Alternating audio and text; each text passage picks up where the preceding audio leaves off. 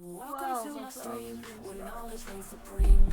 Calm and collected, I'm about to go live, you know what I mean. Got high expectations, gonna teach you something new. Learning, hacking, exploring, there's so much we can do. Excitement as we dive into uncharted lands. New discoveries await in this digital wonderland. Together we'll unravel the secrets, unlock the code. No limits, no boundaries, so knowledge will explode. Welcome to my stream, where the fire of knowledge burns bright. Chat with me, let's embark on this journey of delight. From the basics to superpowers, we'll learn and grow in this stream of knowledge. Together we'll grow.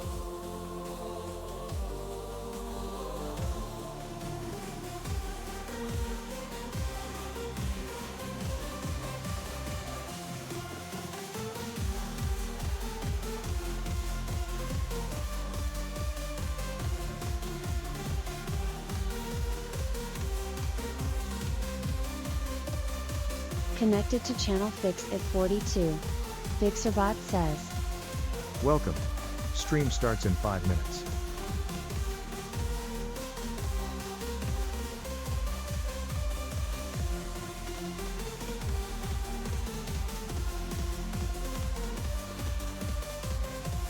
T-minus 4 minutes.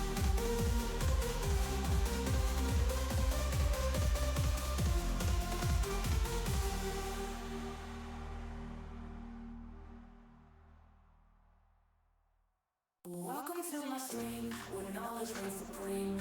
Calm and collected, I'm about to go live, you know what I mean. Got high expectations, gonna teach you something new. Learning, hacking, exploring, there's so much we can do. Feel the excitement as we dive into uncharted lands. New discoveries await in this digital wonderland. Together we'll unravel the secrets, unlock the code. No limits, no boundaries, so knowledge will explode. Welcome to my stream, where the fire of knowledge burns bright. Chat with me, let's embark on this journey of delight. From the basics to superpowers, we'll learn and grow in this stream of knowledge. Together we'll grow.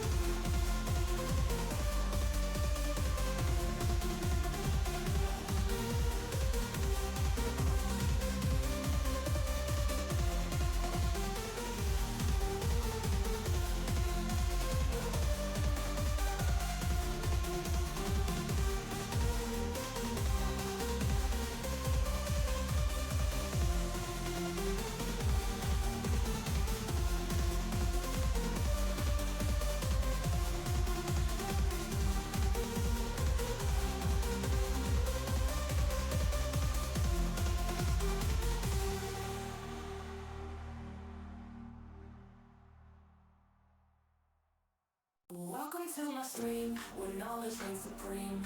Calm and collected, I'm about to go live, you know what I mean. Got high expectations, gonna teach you something new. Learning, hacking, exploring, there's so much we can do.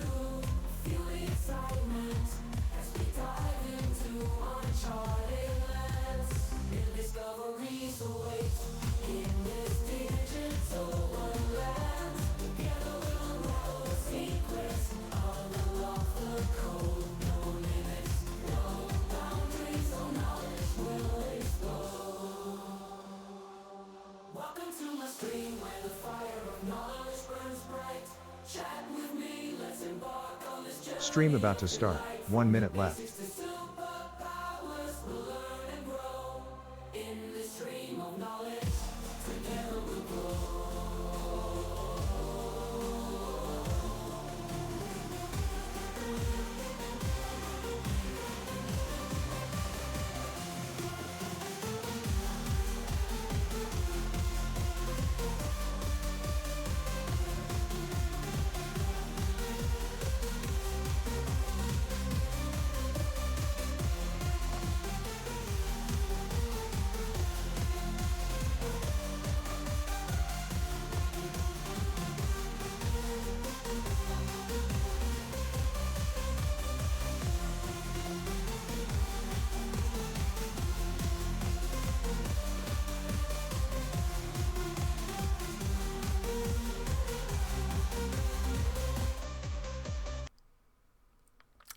welcome back.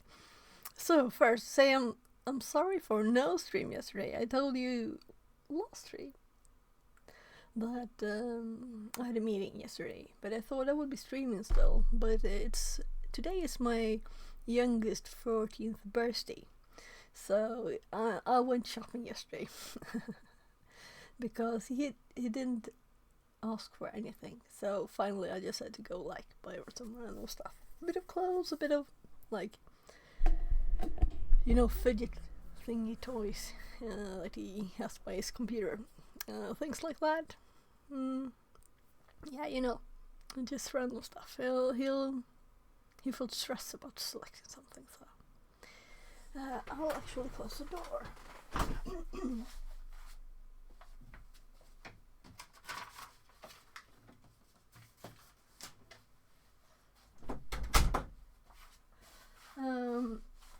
Although I can feel the temperature going up here. It's currently 28.9, but outside the window the sun is shining, and I have pulled down my black curtain here, and outside is 50 degrees on the roof, so the heat is kind of like beaming into the room, even though I pulled stuff down to try and block it.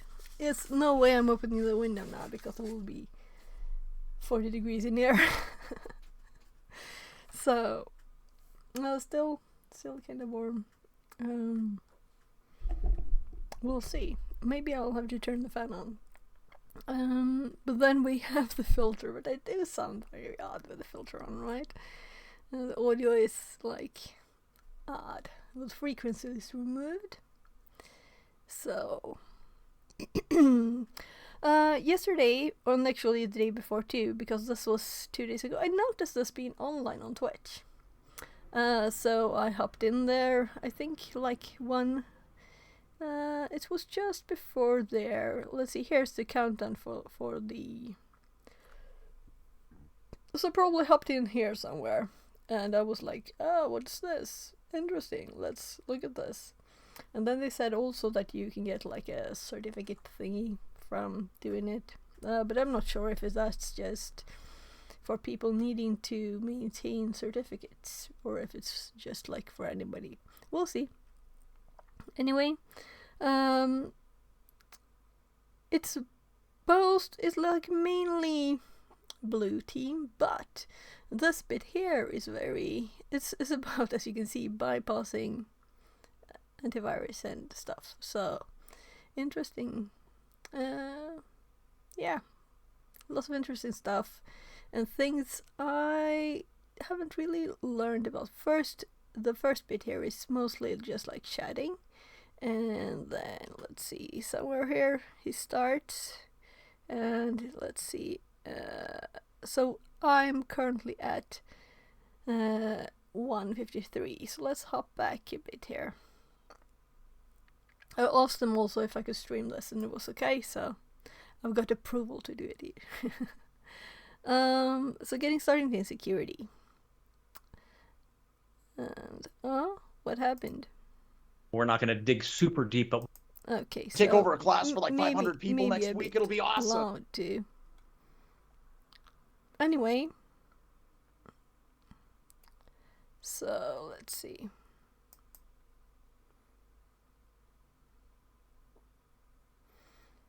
I didn't read all of their slides in the start because I was actually listening while I was doing other things. I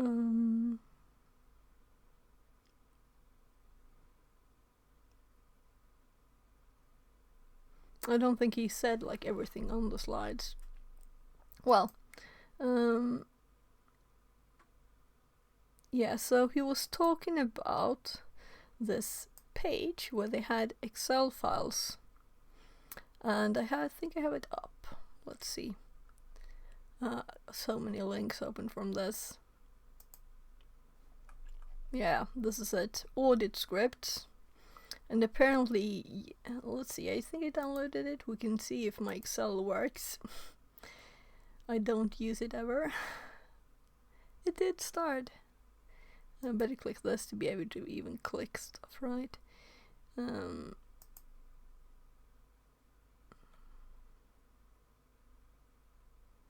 Yeah, so apparently you click here and you select stuff, and then you can like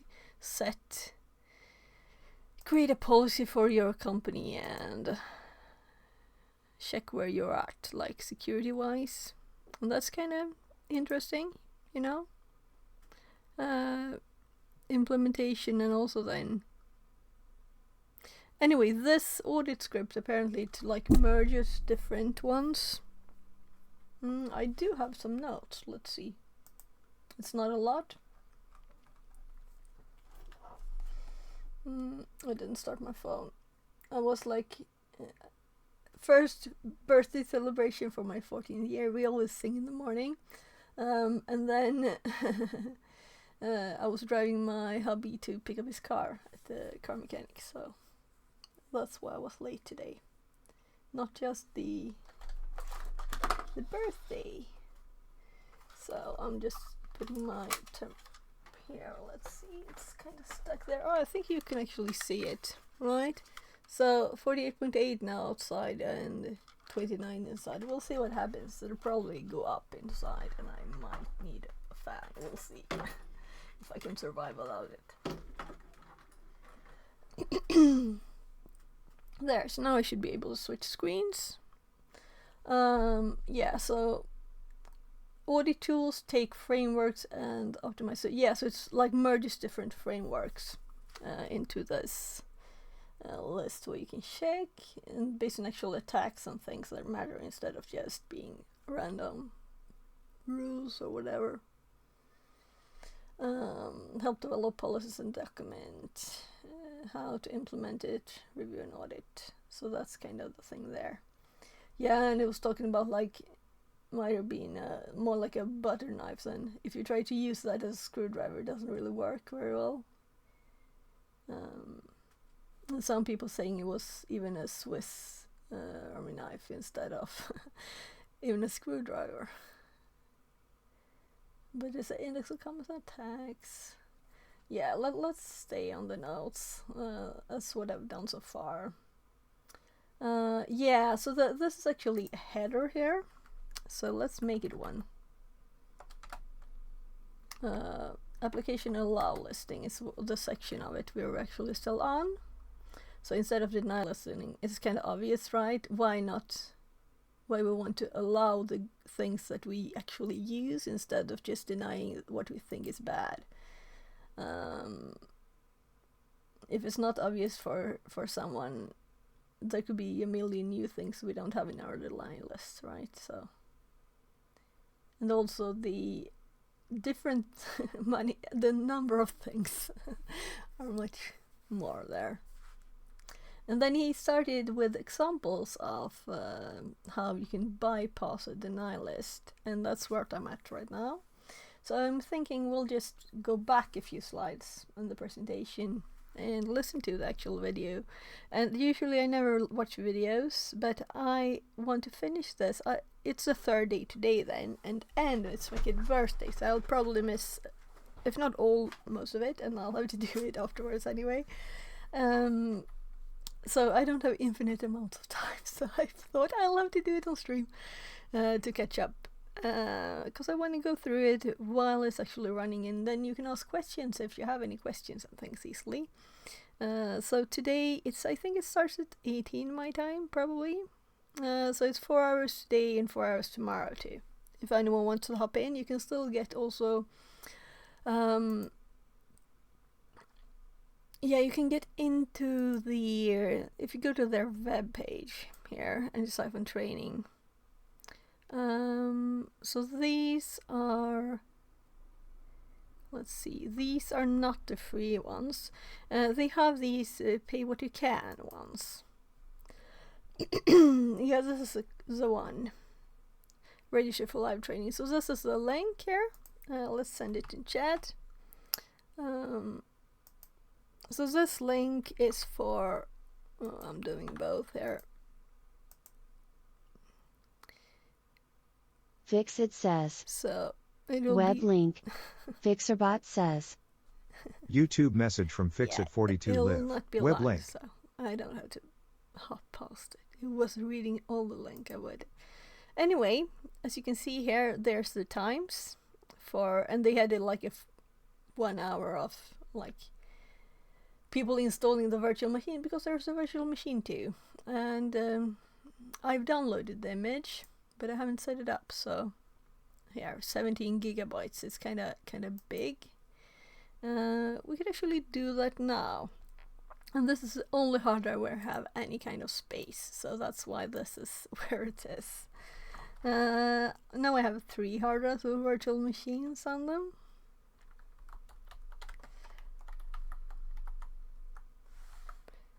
And again, I spell it, my fingers, I would like to say, spelled with an S. Anyway, this is just a note that all usernames and passwords are ADHD. They say it on the download page. I don't think anything of this is secret, so but we can hop into here. And yeah, there are the Obsidian backup. And they were like explicit saying, yes, unpack this with 7-zip, that's important. I'm like, what level is this? But there's lots of new info for me, as it's very like blue team. Yeah, let's do this, and we'll see if it adds a directory. Then I'll have to remove it again. No, this will be good. That's okay. The name 423 is just the time, you know. I guess that's when they made this one. So if they make a new version, we'll know. They said like the first thing you should do is to turn off updates. And make a snapshot of it.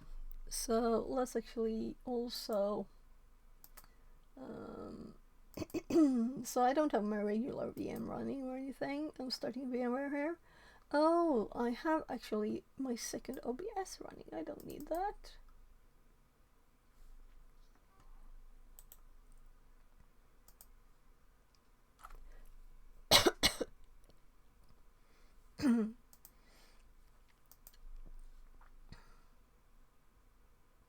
So let's see, this one we can close again, so we don't have stuff open we don't need. I don't have to have. Alright, I was searching here in my mail. So today is the 12th, of course. I have some things I need to do more.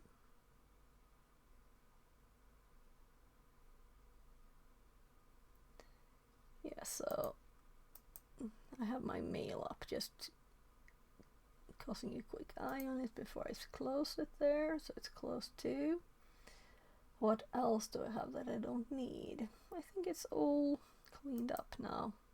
Just my screenshot program here from making the screenshots.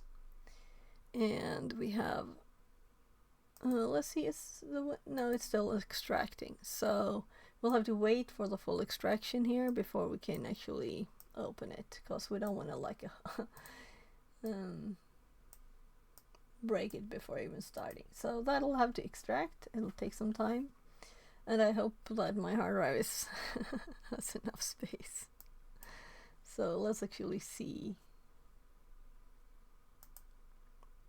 So it should be safe, 346 gigs anyway. They also, this is 184, so it's red though because it's kind of bigger. But that's also the server. And then we have 60, 26 and 33. Oh my. I've been thinking about buying a 20 gig one, but it would be like, if I lose all the data, you know, it's lots of data. But lots of this is just saved streams and courses that are, you know, not my original things. I have backup of like photos of my kids, programming I've done, things like that, like, or not anywhere else. You don't need backups of things that are available online, though. I have like same streams Let's see if this is the one that's just my stuff. Yeah, so this will probably just go away when I upload stuff to YouTube because I won't save it locally. I think that it's not worth the space. If for some reason that YouTube channel would go bye-bye, I would like cry for 2 seconds and continue on, you know? So here we have, these are like things I don't want to get rid of because I don't think he's uploaded. So I've saved streams so that I want to watch that I haven't watched and things I want to rewatch. And now he's not streaming so much, so I'll watch these. I think I'll go through them all, and there are others too. So I know that I think Siren uploads her stuff. So, but there are other things that I have downloaded and just recorded that I don't think is available. But at least if things are available, I don't need to save it locally. So it's not halfway yet. Oh, everything closed. That's what happens when you like drag windows around sometimes. Kinda annoying. I have to open all the things again. There. So yeah, I sent the link to chat and I'm going to continue with this one. And I think all of these here are links from this. So they've sent this link. I have this one in the notes. Yeah, and this is their tips too. I don't know what this was.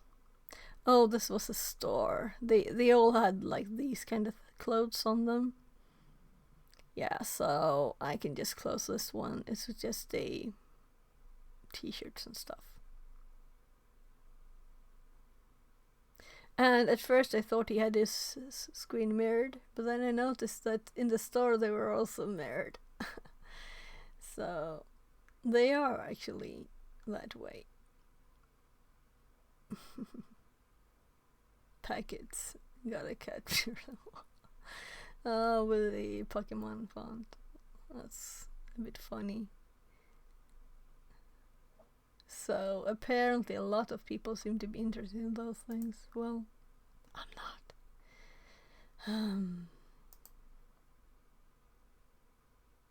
Yeah, so this was the same link again. I don't have to have a million of them up. Yeah, they also sent this one. I have this one, of course, but yeah, let's add it to my more. Because it's not a box to finish, but it is something that I do want to do. This is someone they said you should watch this stuff and connect on LinkedIn and stuff. Oh, the same link again. And these cost money, and I don't have that economy to be, because it wasn't that cheap. Let's just look at what first thing here. Yeah, so no, so this is a free one, or one that where you can decide what to pay. Yeah, okay. So it's the on-demand ones that I meant. If you can pay, like, whatever you can. But if you would like to look at something else, let's see, what did they have that sounded interesting? Like reporting for Pentester. Not that we couldn't find this anywhere else, but if we wanted to see there, of course. Let's see, it is... this one is 105 USD, but most of them, that's because it was short, I think. So just if I click just the first one here, it's 225. Anyway, that's 2,000 Swedish crowns. That's very, expensive for me with no income currently. 575. Yeah, this is the usual price for all of them, I think. And this is so much money, when you don't have any money. So I need to get a job, right? A better job. I have one where I have to go there, and since I don't work a lot of hours on it because of I need to be home available for my kids a lot, I can't. And I work as a consultant then. So, but this is a great model, and this also means that when I get more money again, I can pay afterwards that for something if they have helped me, you know. So that's how I do. Like think with some books too. Maybe you find a free version online, and then you can pay afterwards when you can when you can afford it. I have lots of books. I've bought lots of stuff and like normal movies and DVDs before. But right now my economy isn't that good. So these are also links that they sent. So these are the same again. Yes, several people sent the same link. And here we have day 2. Yeah. So let's see, where is the first one over here? Day 1. So this is day 2. And I just added more links afterwards. Oh, so this is Discord link. So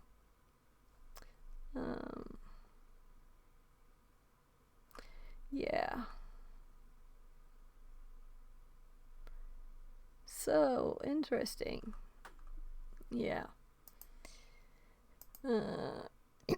Yeah, someone just sent a link to Bloodhound. I thought, well, why not? I decided I have to learn it, really. So let's look at that repo too later. And what was this? They sent this link to.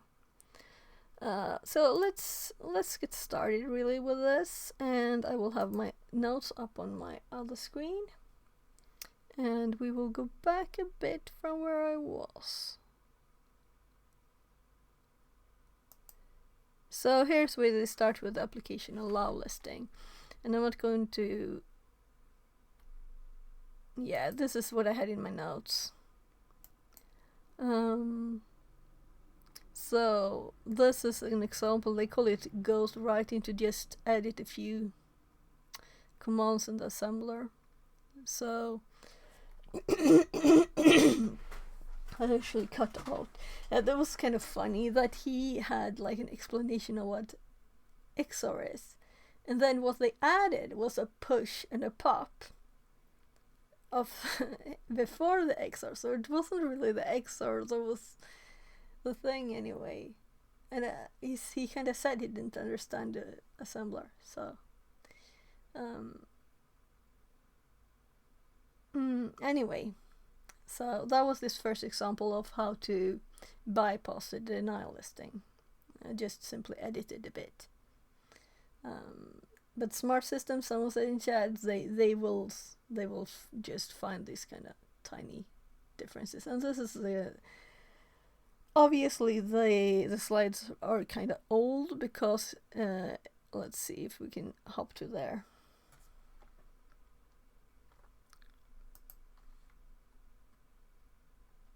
Yeah, so MSF payload is not MSF venom. I don't know when that changed. I never heard of MSF payload before. It's before my time, which is 1 year, kind of. So I just cut out the important bits here. And don't panic. This was like, oh, it's assembler, don't panic. Yeah, he had a kind of long explanation of what XOR is, and then it didn't relate to that.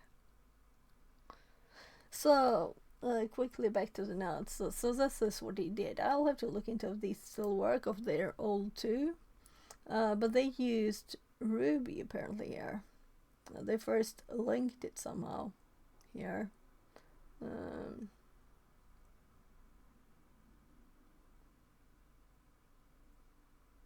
So I don't really know what this is. Let's actually learn for now. So I'm just googling ln command in Linux. Yeah, I thought so. It's symbolic link. Symlink. So it's just a link to it. But what is -s? So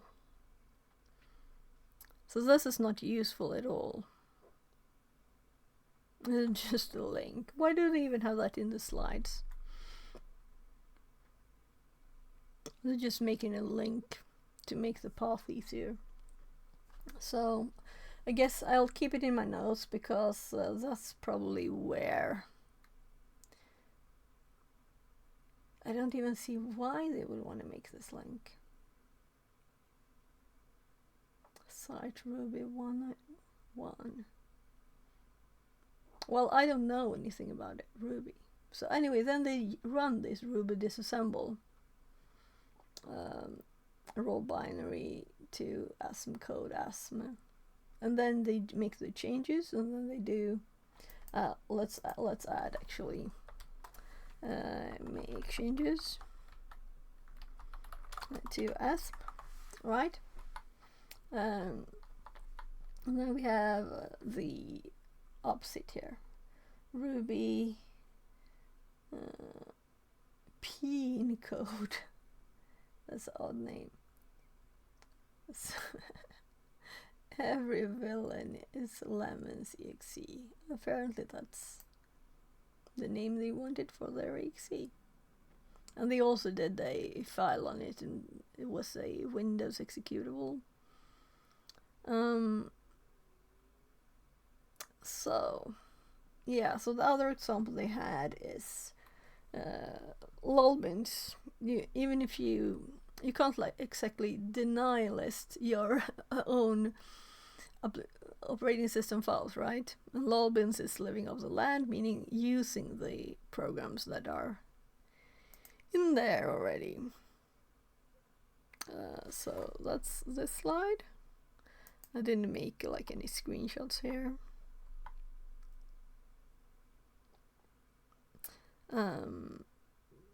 Let's just hop.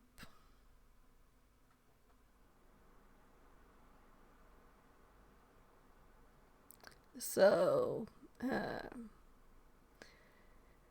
changes can make this not work, of course. And they're giving the tip. He mentioned sending samples, to VirusTotal, but also if you do that, they probably will be detected later. So don't do that too. But he didn't say that, but he hinted it. So Metasploit Kung Fu. Yeah, so I think we're kind of almost up to where I was here now. Yeah, this is where I was. So let's hop to the start of this slide, and I'm actually going to listen to a YouTube video. Well, I asked the VOD is the same. They have the VOD up on Twitch too. And as I said, I found this on the Twitch, on here actually, on InfoSec Streams. This is where I found it. They were online here. So let's see. They should be in the list. There. So Antosyphon is their name here on Twitch. And they also have the YouTube channel that we're at now. So they have been streaming less than all of these. Thanks again to all the support folks. Yes, so I started watching it here. Apparently they are available here too.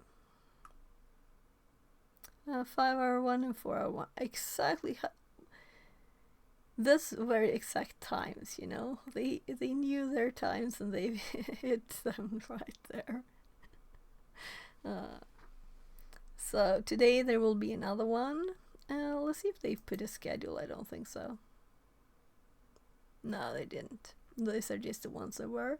But we can see what time it was. It was 18 my time. So at 18 today, there'll be another one. And it's currently 9:43, so a few hours. And I'll probably be eating cake with my birthday kid here, so that's why I felt I really need to catch up here. So, giving them a shout out there, kinda, right?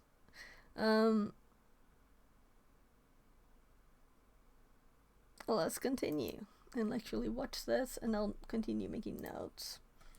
And I hope there'll be more cool stuff. I'll probably speed it up, but you can always go back to the links. It's very obvious here too, in case you didn't see the link in the chat that I sent. So Get a feel for how that functions. let's listen a bit. Yeah, just a couple more. Again, we're gonna slay deny listing with a couple more potential ways to work around it. AV bypass, encoding, and obfuscation, and really this slide's just talking about encoding was originally designed as a way to include bad characters or illegal syntax in legitimately in executable. As in many situations or instances with exploitation, it starts off as a meaningful, useful, utilitarian approach, and then it gets twisted, circumvented, hacked to be used maliciously. But because of this inherent functionality, expected functionality on one level, we can potentially change screenshotting again. So nature of code and then effectively bypass deny listing. And the on-screen example is again we already have this in using MSS Venom to create an executable using Shikata Ganai to encode the executable. Shikata Ganai is Japanese for "it cannot be helped" or "nothing can be done about it," which of course is rather poignant. And just one more example about how we can innocuously change the content of our executable code and then potentially completely circumvent deny listing for AV, EDR, etc. Not always that, super simple, super easy. Back to the previous slide. Requires testing, requires iteration, requires some dynamism and creativity on your part, but once again, you get the idea. Excuse me. This slide is, if you're unfamiliar, introducing you to a unicorn Python script from Trusted Sec.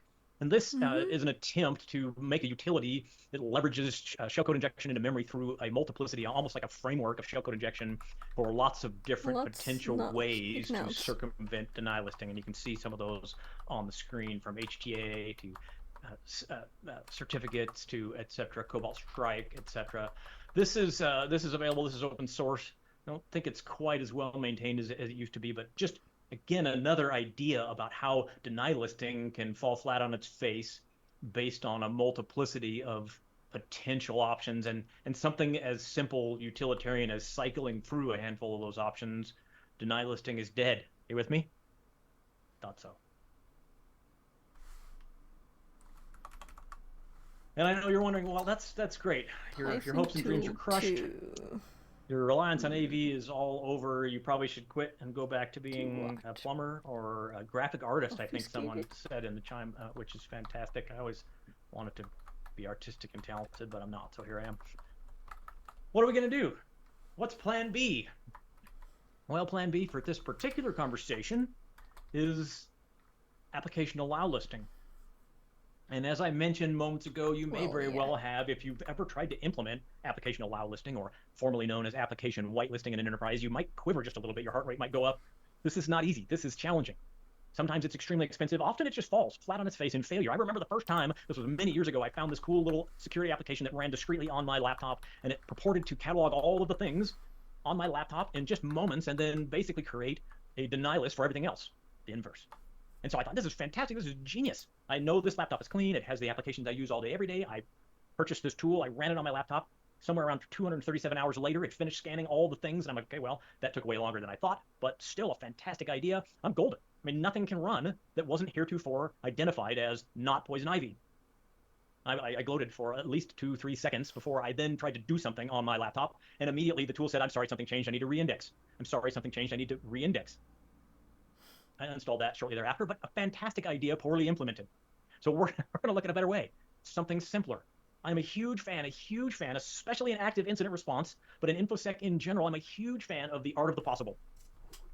How can we make things better right now, or tomorrow, or next week, as opposed to these overarching, complex, expensive things that just never get done? Art of the possible, art of the attainable, art of the next best. I want to make forward progress in this. We're going to talk about a way that you can make this work, potentially in your environment, and likely get yourself 90% of the way there. Start simple, work towards complex if we need to. So we're going to start off by talking about allow listing directories. Instead of, in my previous example, scanning all the things on the entirety of my laptop, which of course are numerous, we're going to say timeout. Where should execution occur from a file system perspective, from a directory perspective? And as it turns out, on a typical Windows system, it's only a handful of directories. Program files, Windows, for example. And though it's not perfect, if we say, sorry, you don't get to execute from downloads, no execution from desktop, no execution from temporary internet directories, I'm here to tell you from an incident response perspective, that is huge. This is where executable code for initial access occurs with most of the common strains of malware that I have been encountering of late, from Raspberry Robin to Bootloader to Lemon-Duck, etc., etc. This is monumental. Are there ways around it? Does this leave holes? Can you still execute content from this other directory? Absolutely. But as we'll see, at least I hope, as you will see in the next few slides and in the subsequent lab, this is attainable. This is the art of the possible and makes a difference. Fantastic place to start. Can we get more specific? Can we get more complicated? And the answer is absolutely. And you may need to, you may want to. This may be the next logical step in your progression of moving away from deny listing, frankly, continuing to use deny listing, but then using it in conjunction with the power of allow listing. And we can do the hash thing. We can define application allow listing based on hash. I actually had a similar experience with an indexing software in the mid-1990s. Made me skeptical of tech reviews. I had paid for the software based on a review at ZDNet, IRC. Made it sound like the best thing since sliced bread, but it was worse than useless. Okay. Yeah. Yeah, I can imagine that things get updated all the time and it gets annoying, right?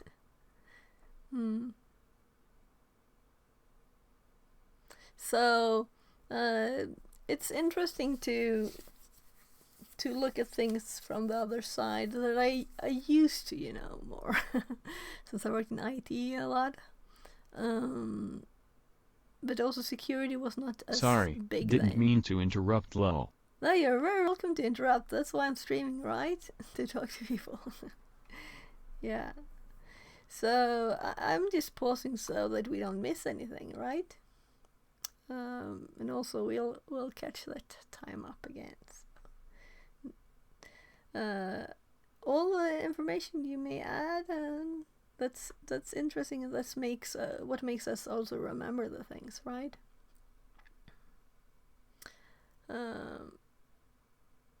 Yeah, let's start it again. With the power of allow listing.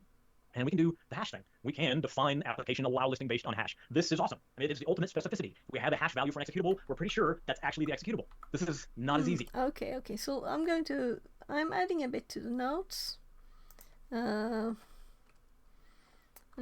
Hashes of executables.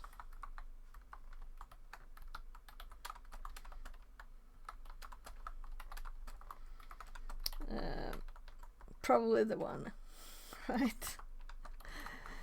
I'm imagining as computing gets easier to do, it'll be easier to come up with an executable with the same hash, right? But I think it's kind of hard now, even if it's not impossible. So I'm typing in the wrong place. This is not easy. We'll see that we can do this with AppLocker. There's a feature and function that's built in, but this is a lot harder. That's why, again, we're going to suggest that you start with the former, start with the easier, get 90% there, and then potentially use this for the cases that just don't fit nicely and neatly into the previous directory approach. You have a couple additional components. We have some additional options. Can we see that on the slide? Not really. We'll come back to that.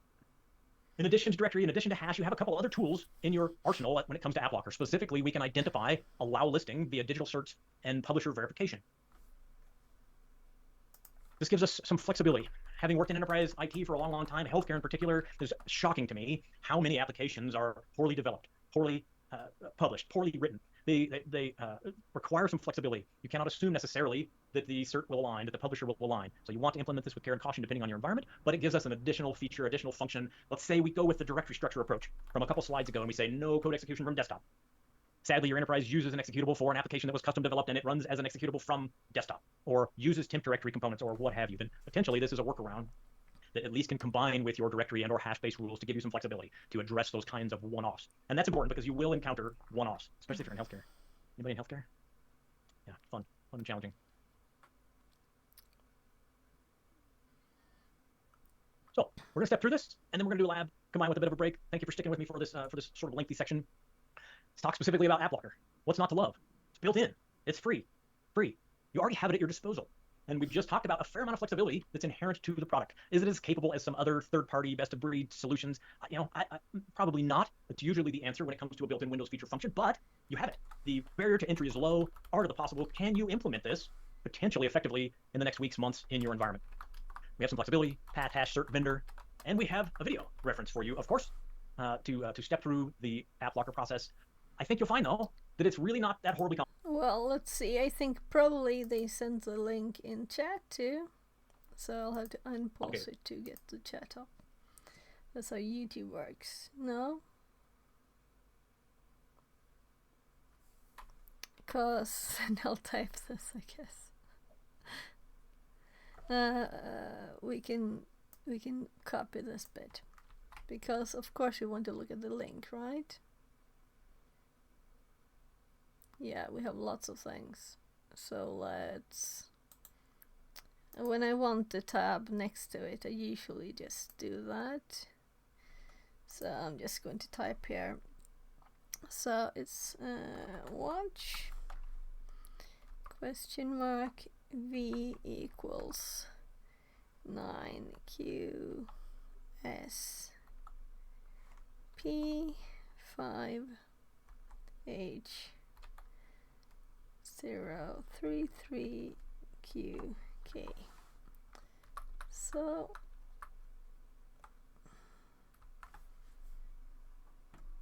let's see.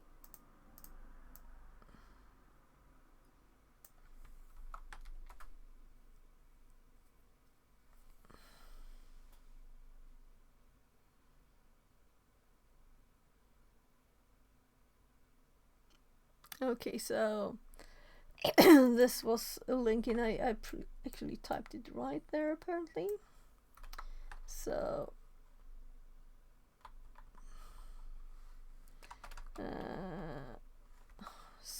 let's, how long is this? This is an hour, so it's not like we do it load sheet now. But it's in the list here now of all the links we have from this to check out. I think you'll find, though, that it's really not that horribly complicated. First, we're going to open local security policy, commensurate with group policy in your enterprise environment. We're going to drill down into security settings, application control policies, AppLocker categorically, and then we're going to see that there are a handful of different rule categories available to us: executable, installer script, and packaged. And we'll see by default how many rules are enabled. Precisely none. So this is off. This is defanged by default, which is, I suppose, unsurprising. And we'll see, as per this slide, these are the categories we just saw on the previous slide. And if we click on each of these in turn, we right-click and we will see a series of options relating to those different categories. Those are discrete category controls, application controls. I'm thinking maybe I should make some screenshots here, actually. By default, we're going to see that there process, of course, to step through the AppLocker process. Sorry. I think you'll find, though, that it's really not that horribly complicated. First, we're going to open local security policy, commensurate with group policy in your enterprise. Yeah, so I'm making notes here. So local security, of course, policy. I'm going / group policy. So that's just the group policy, but environment. Local. We're going to drill down into security settings, application control policies, AppLocker categorically. And then we're going to see that there are a handful of different rule categories available to us: executable, installers. How many rules are defanged on the previous slide? And if we click on each of these in turn, so right-click, and we will see a series of options relating to those different categories. Those are discrete category controls, application controls. And what we're going to do is we're going to take the easy path, the easiest path, and we're going to create default rules. We're not going to do these. These are more time-consuming. These are more onerous. Maybe you will progress to that point, but right now we're going to take the easy button, and we're going to create a set of default rules for each of these 4 categories, and then we're going to see how it works. And we're going to do it all in about 15 minutes, which is pretty cool, pretty impressive. When you enable those defaults, you're going to see 2 or 3 components under each of those categorically. And if I were you, I would double-click these and see what they say. What are they? Because it's useful to understand what you just did.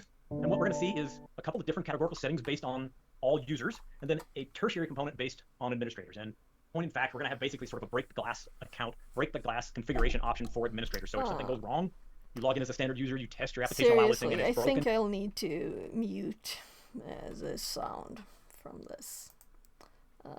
This is annoying. So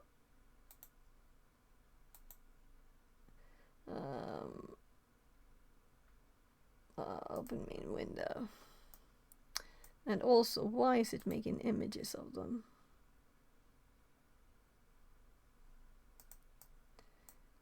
Can't I select them all? This is annoying. So, great program, ShareX. I use it actually for getting recording audio.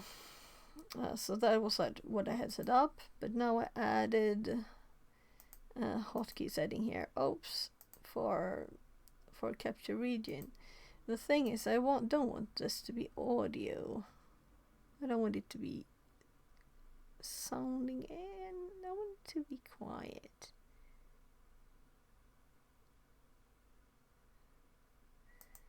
Where do I tell it to be quiet? The size of this is horrible. I can't read anything. Can I zoom? No, of course not. I can't read anything here. Seriously? No, I'm just giving up. Because I can't see either the text here. You know, it's black on dark gray. I'd have to screenshot it and make it bigger, which is too bad. So, not on stream, definitely.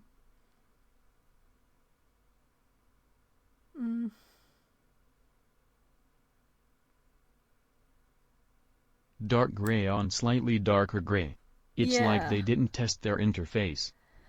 Very, very much so. And very tiny too. You know, it should be adjusted to your resolution, you know. So, if I click here, no, I have to click this one to make it. So if I click this one, I think the text will go bright. But I might want to, you know, override capture after, copy image to clipboard. So I just want to copy it to clipboard.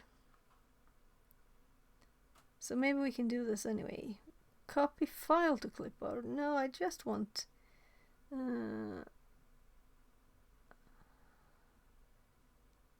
so this is the one I don't want. This is the one I want. Copy image to clipboard. There. And after upload task over right destination. What's even the text here? I can't even click it. It's this. So what about the audio?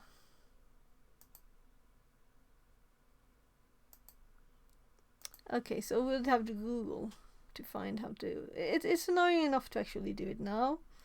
So make ShareX quiet. Recorded audio is way too quiet. Audio is very silent. How do I turn off ShareX sounds? Okay. So let's actually click this one.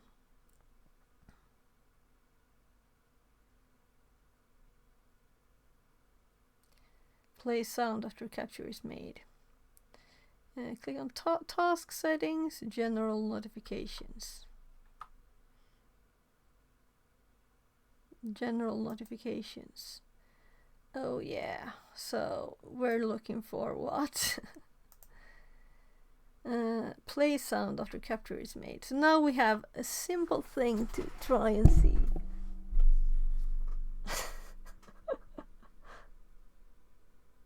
I think it's the top one. But I can't click it. So general, override general settings. Now, there. So when the settings are disabled, that's when you can't see them. But that's very annoying because then you don't know if that's what you want to do. So, play sound after task is completed.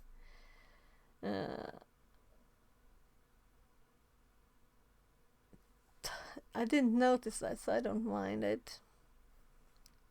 Custom capture sound. Let's try this and see.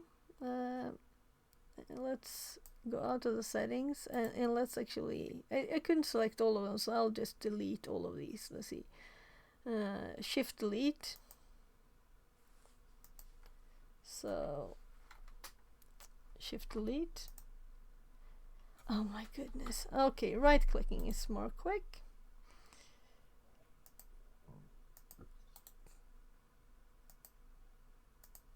Hopefully we won't get any more files. Why would I want a file for them? Because when I had audio, I wanted audio files. There, and now we can see that these are the ones we have. So if I do now F4 and I select this, it still made the file and it still sounded.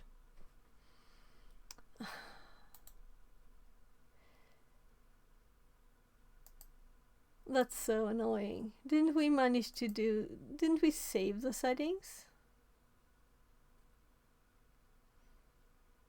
So task settings, notifications. I did uncheck this.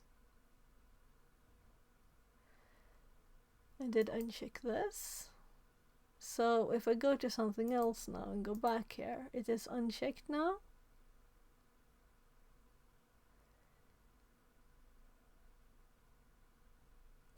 So let's go back into it.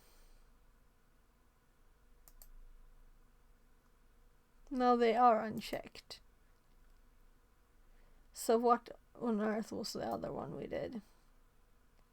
Task settings, general notifications.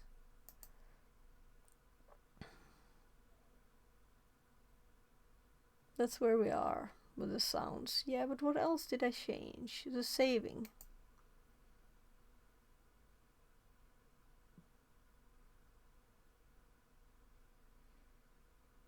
Was it like... Oh my, advanced, no. This is so annoying.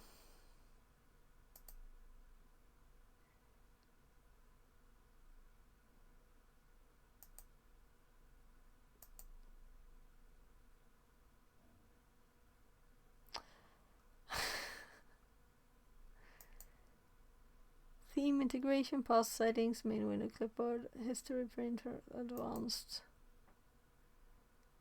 No, I didn't look at any settings like this.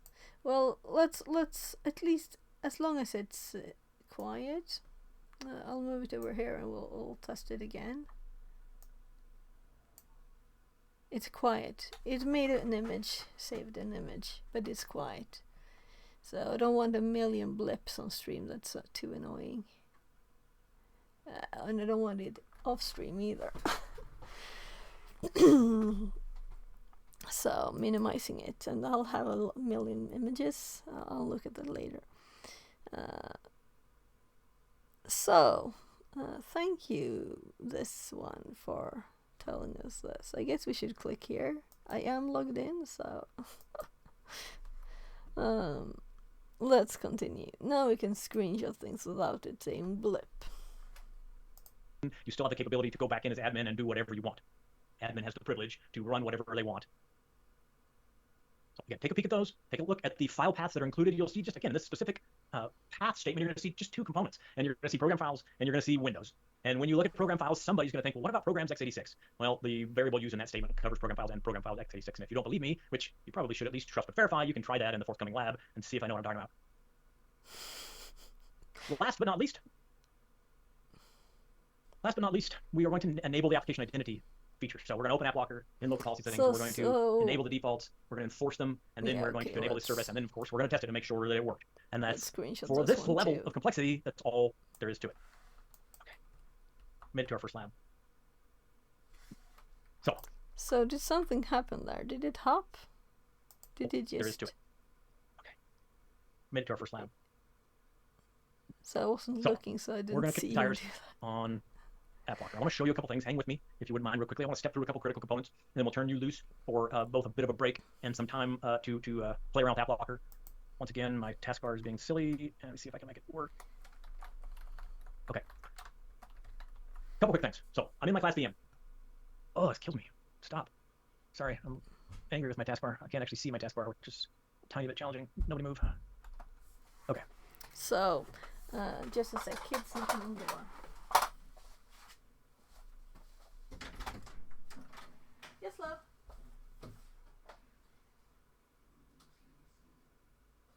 Was that at the end? Yes, it's a zero. It's poo. It's not any peas, it's poo.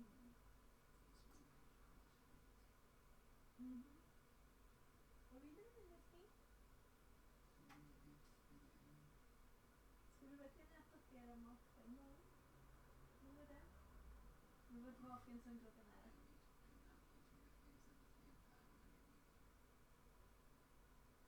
Fast du har ätit dem väldigt snabbt, tycker jag. Men är du hungrig? Ja, för om du vill vara full för att du går, inte för att du tror att du behöver mat. Det ska vara olika saker. Det är då man ska tycka att det är goda saker. Så då, det jag brukar göra då, det är att dricka lite vatten.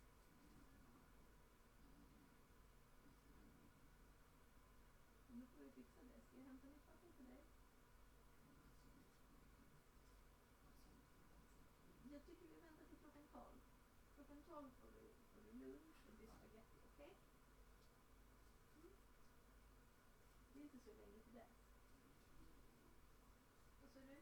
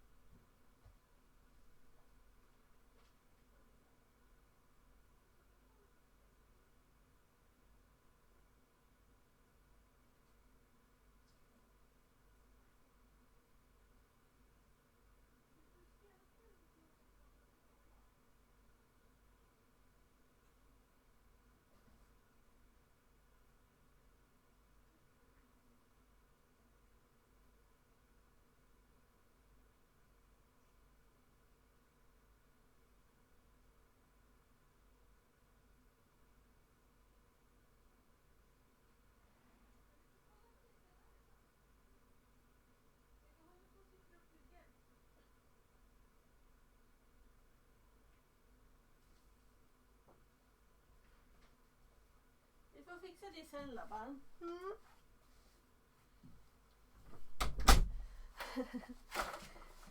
So it's just 10 and one of my kids wanted lunch already. I thought, oh, well, we'll do that a bit later. So, let's see here. I managed to stop it when it was all black. Angry with my taskbar. I can't actually see my taskbar, which is a tiny bit challenging. Nobody move. Okay. Clever workaround. In any case, okay. So here we are, WinHDD. First thing I want to do is talk about the labs. The labs are on GitHub, which is super cool. So those are available to you today, tomorrow, 3 weeks from next Tuesday, and they are regularly maintained and updated, easily accessible, which is pretty awesome. So you don't have to worry about losing access to the VM, for example, losing access to the labs. Even if you don't get through all these labs today, no harm, no foul, you can circle back tomorrow and into next week, whatever. You'll also find that there are a bunch of additional labs available to you on the GitHub. We're not hiding labs from other classes or components. You can see them all through the GitHub repo, which is, again, pretty cool. One thing that I want to do first is I want to open File Explorer. I want to go to C drive. You're going to see that there is an intro labs folder. And I have no idea how old those are. I guess I do by looking at date modified. Those are probably old. So I want to nuke that directory. I'm going to delete that directory. I said I'm going to delete that directory. Thank you. Now that that directory's gone, I'm going to rub the lab update folder. Oh, wow. Moving right along, I'm going to launch, not rub, launch the lab update folder. And assuming I have internet connectivity, that's important, then it is going to reclone and recreate that folder, and it will be brand new and up to date. I usually make up a word at least once during a presentation. That was a unique entry in any case. So we then should see that as recreated, repopulated, and you can keep doing this. You're not time limited tomorrow, next week, etc.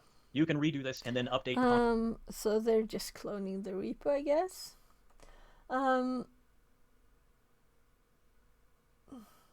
Let's actually start the VM. It should be unzipped now. Nothing running anymore. So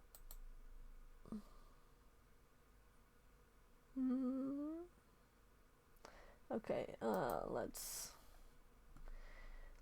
make a new one. So let's open, and then we have on D and virtual machines, and this one should be unzipped now. So the tip was to disable automatic updates. Let's just first open it and kinda like I'm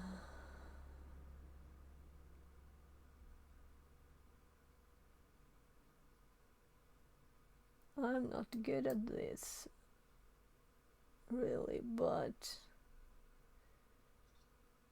it's not running yet. But let's see if we can like snapshot it before.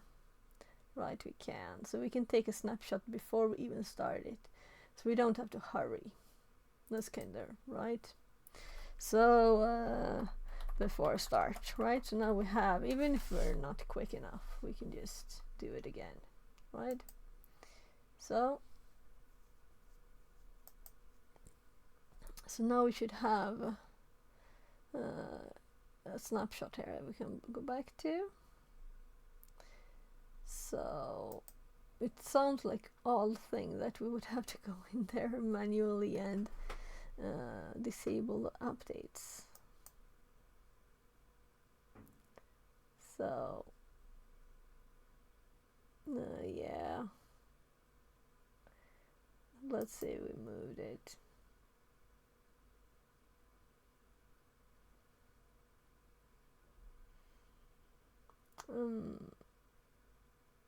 VTXEPT is not supported. Yeah, so we'll probably need to fix that, because then also I think the labs are very simple, so I don't really feel a need to do them. But I will still want to start this, and I think they had lots of debugging in their Discord, and I think they'll have the Discord up still. So let's see. So this is the tech support one. They had this is the chat. So people have sent stuff since yesterday.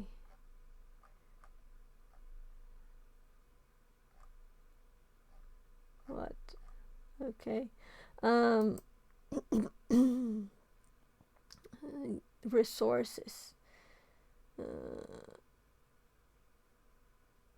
Windows terminal affected. Not affected. Yeah, so they have added the second one here too to their links. And the day 2 here, and then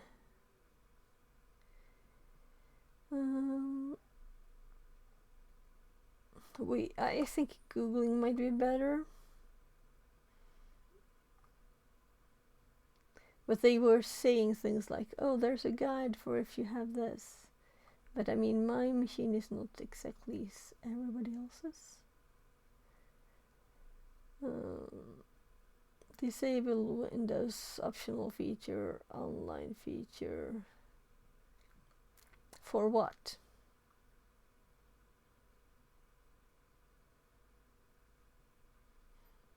Hyper-V related commands. Yeah, so it's the nested virtualization that we have to look at. Proxmox. So people are running different things, of course.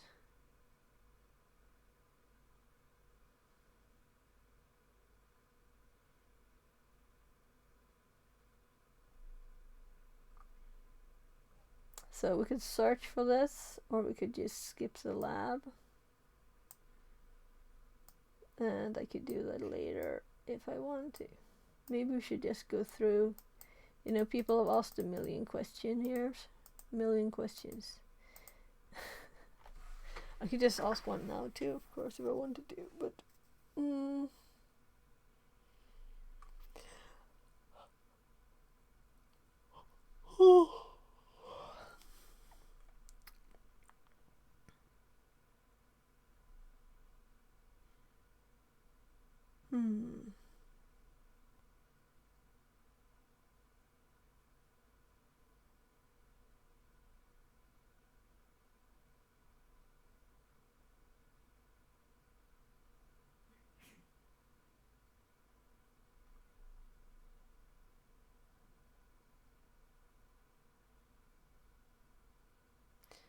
So we should probably just search for the. Here's the GitHub too.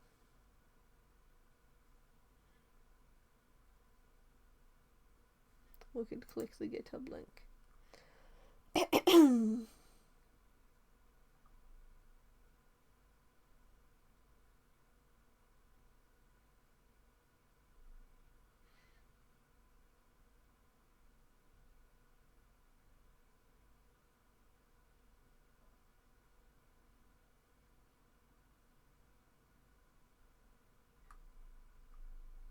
So no.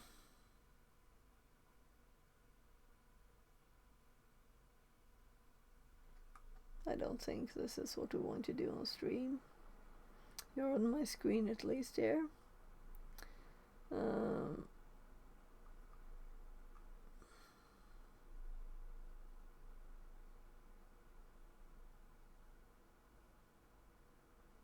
So let's skip the Discord. Let's actually close that one.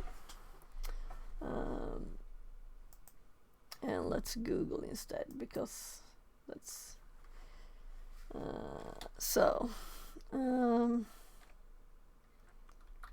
a quick Google, and then I will just skip this if it doesn't. I don't find anything at once.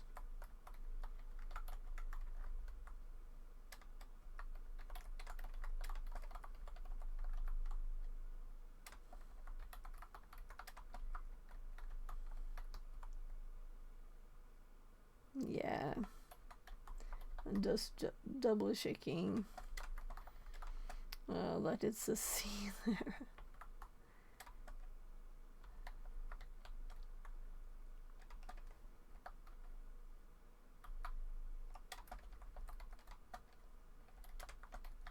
I'm just typing the error message there. So let's search for it.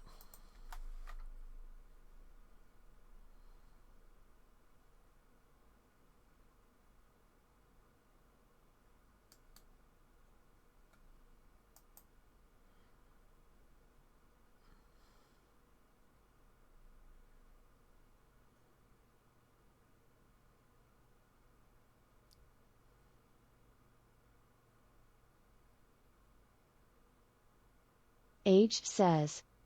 What up, Soph? I'm great. How are you, Age? Welcome back. Hope you're great. Lots of work? I'm just seeing if we can run these labs or if I should just skip it for now. Still on the mend. Okay. So I hope you're feeling better. So are you working or not? Taking it easy?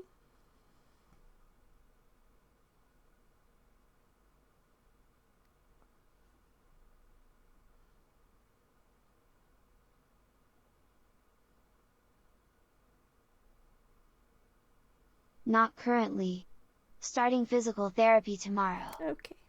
That sounds good. If you're not fully okay, you should take it easy. So what happened? I might not have heard. What happened? What are you on the mend from?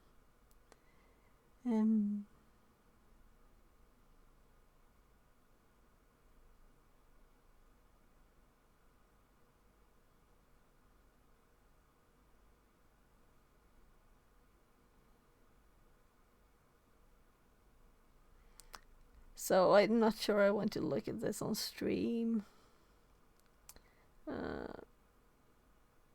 Fell off of a loading dock. Landed on a pallet square in the middle of my back. Oh my god, that's horrible. Ouch. Oh. You have to be more careful, not falling off loading docks. Ouch. Oh. It's fine. No broken bones? Yeah, but it sounds very painful still. I hope your back is okay there. Even if it's not broken anything, you can still... It's not great. Yeah. Ha ha. Translated from Tagalog. Ouch. Yeah, I hope you feel better soon. How long ago was it that you fell? I imagine you're all blue and green all over.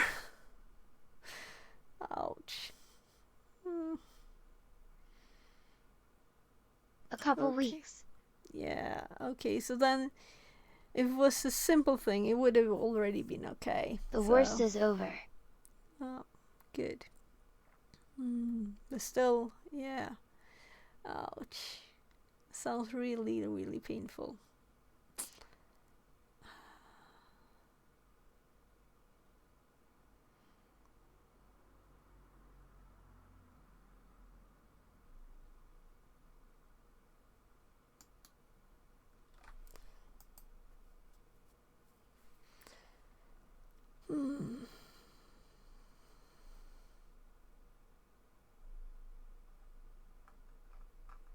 Okay, so the link didn't work.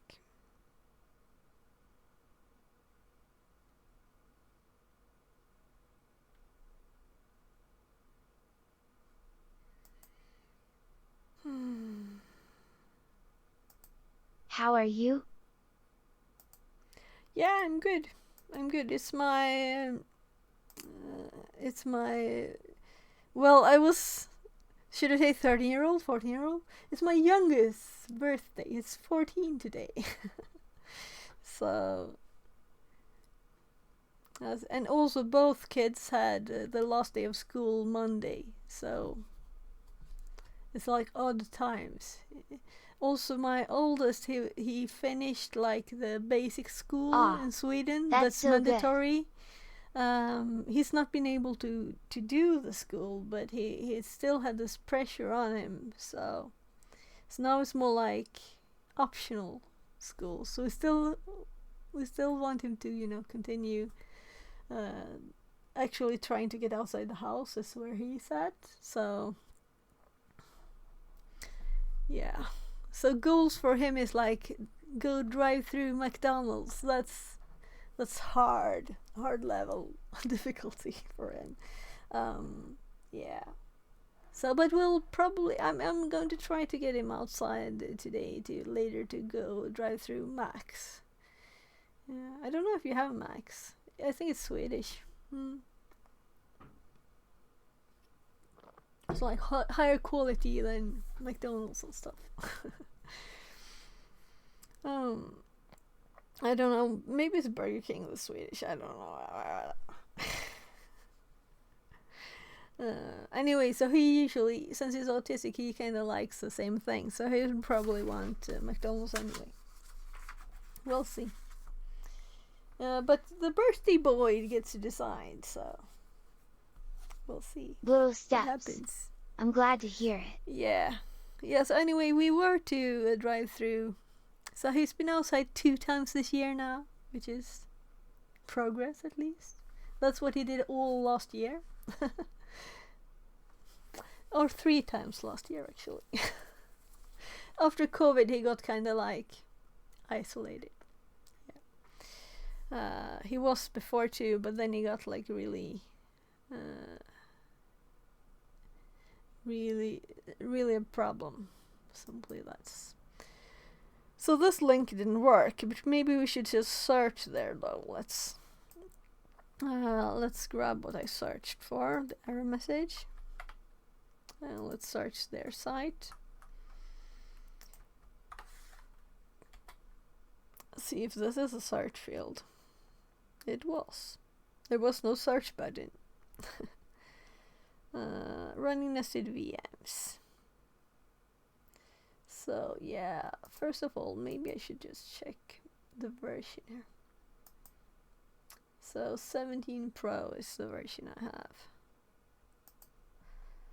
So 11 doesn't sound very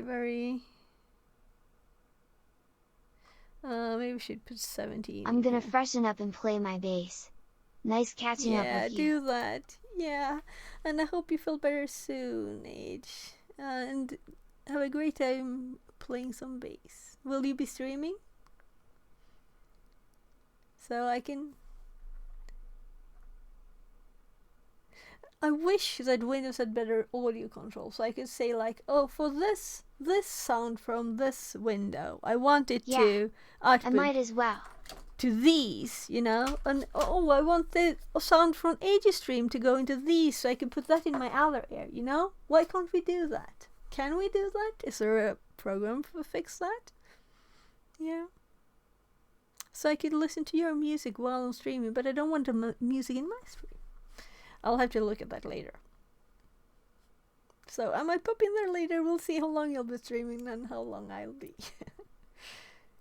So thanks for coming in here saying hi, and I hope you feel better soon.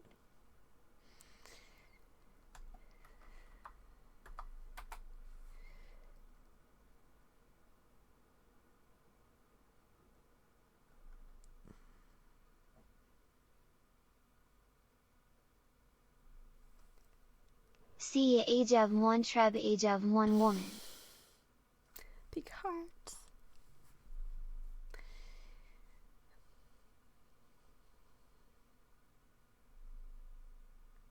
So I think that this might not be worth taking the time to dig into, since the people they were kind of saying that don't dig into this yourself because we have a guide. So I could just send a message in their Discord anyway. I'll probably do that now, and we'll continue with the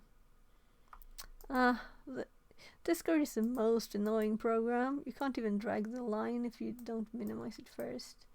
So I was thinking I might not only have things here that I want to share, you know.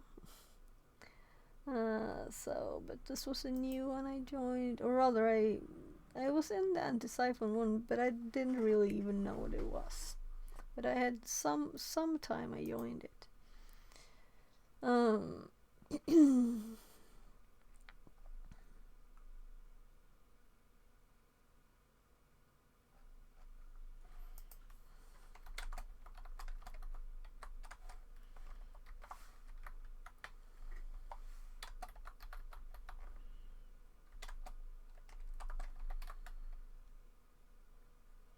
I'm just saying, I get the error. I heard a guide mentioned question mark. because Googling was not like do this, do this.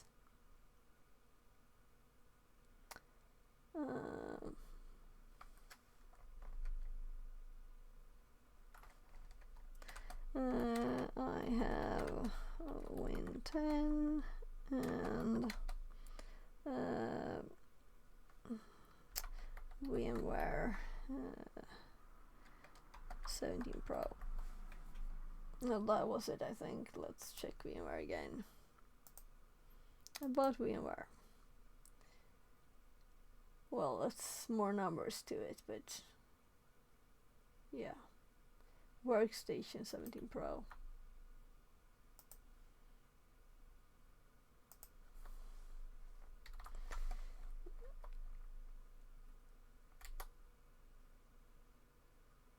There. So question sent. We'll see if they reply. There. Maybe I should have it up still. Yeah, right. We won't be. I'll have the notes up on the screen. So there's no screen really that's not in use. Let's put it over here anyway.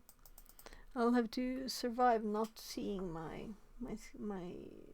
the preview of what screen I'm actually on.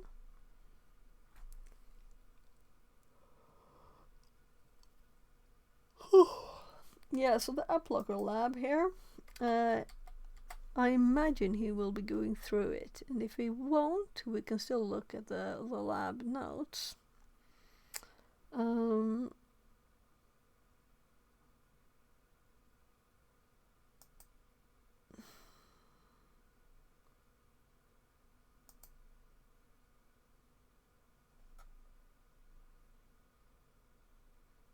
So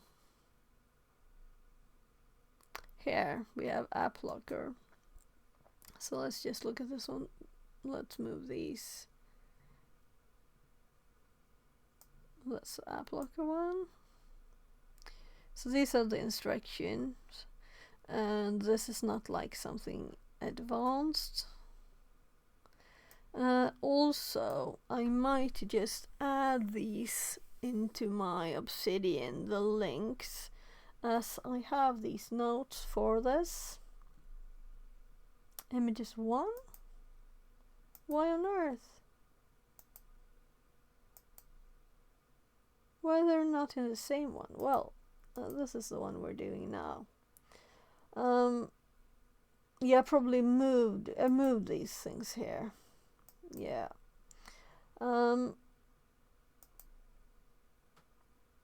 I just made this one yesterday.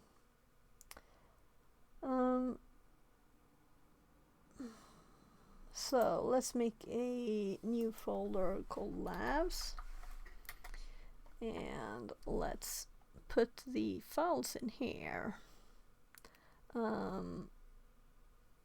So let's see, we have, let's switch here. No, here. So AppLocker intro class. So this is probably the ones for here.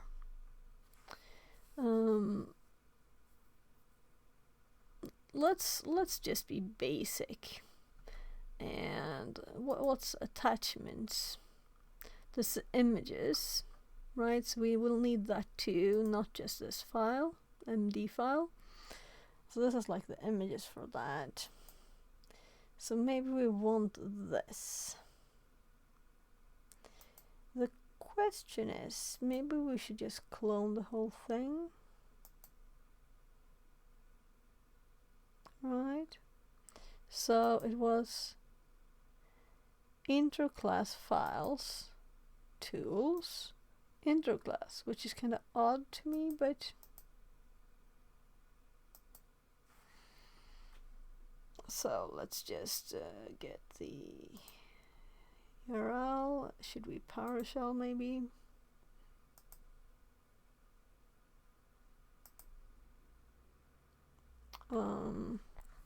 So where do we want it?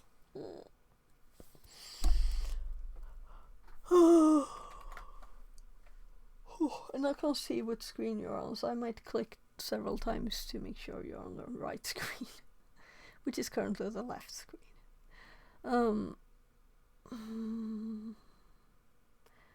Yeah, so my obsidian is on D column. So then we have public.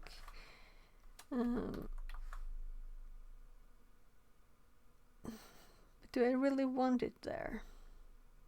Well, let's actually so like let's make it temp here. Also, we get an output from there. Okay. This is so funny that we can't see anything. Very, very odd PowerShell. I mean, I'm not using its commands, I know.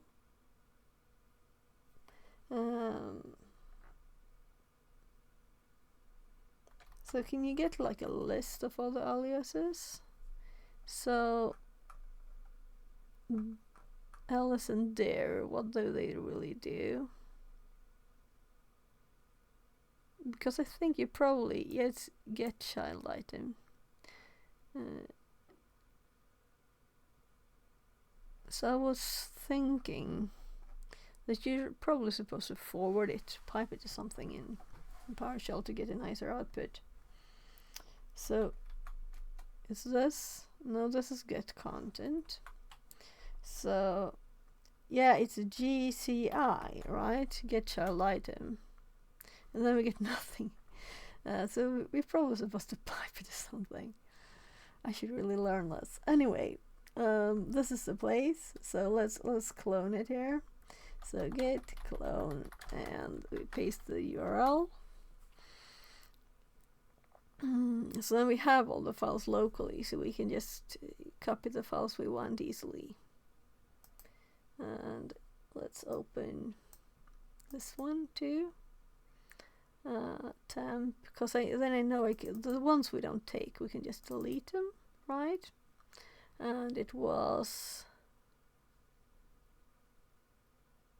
intro lab files, tools, intro class, and then we have the app locker one here. So these files, we want them to be copied. Let's see, how are these named? They're all called clipboard because they're probably doing this in Obsidian.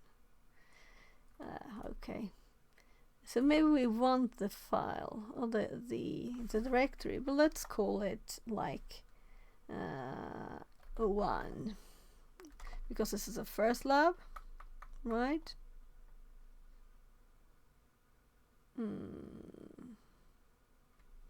Let's call it 1. I'm just making sure I have the right number of. And then we will see what happens if I drag this to day 1. We get a copy. And day 1 is probably a file. So that didn't work at all. If I drag it to the labs, no. So when I drag it here, nothing happens. So let's show this in System Explorer because we have this. It's just a file. That's what I love about Obsidian. That it's just all files. So I can open the same Obsidian in VS Code also, and in anywhere, and I just have the files there. So this is a labs one. So I'm going to actually move this one here. There, so we have the file, which should have popped it up here in Obsidian, and we can see the whole thing. So we don't have to make detailed notes. We have the full lab instructions in here easily, and whatever they call their images. I just call it images. They call it attachments. Attachments is probably more proper because it's not actually just images that they put here. It's all the attachments. So this is more correct, like. yeah, I was more actually into moving this one up here and having this called, I think I'll do that, and this one too, and removing this which is empty now, delete, and we'll just put all of the files in here, and let's call this one just one app locker. So let's quickly check through these. We could also have it TTS these instructions if we wanted to. I don't know, still don't know what screen you're on, because I'm seeing if I get an answer there. Maybe we should have this. Yeah, I'll make the Discord window a tiny one, so I can still see what screen I'm on. There. By the way, Obsidian says what CPU use I have, but I'm more worried about it's also 9%. So I'm more worried about the memory use, especially when I have a million tabs and browsers, you know. So that's what probably would crash stuff for me. So I have the TTS installed here for this, if we were to want that. Lots of space in here. We could also switch this one to this mode is probably more pretty for this. So, app locker instructions. Let's see what happens when we do not have app locker running. We will set up a simple backdoor and have it connect back to the Ubuntu system. Remember, the goal is not to show how we can bypass EDR and input products. It is to create a simple backdoor and have it connect back. First, let's disable Defender. Simply run the following from an administrator's PowerShell prompt. Set MP preference. Disable real-time monitoring true. This will disable Defender for this session. If you get angry red errors, that is okay. It means Defender is not running. Thankfully, we have a couple of scripts. Well, they don't say anything about what's in the errors. We have a couple of scripts that greatly simplify this process. Well, scripts that makes us not know exactly what happens. Please make sure both your Windows and your Linux systems are running. Let's get started by opening Terminal as Administrator.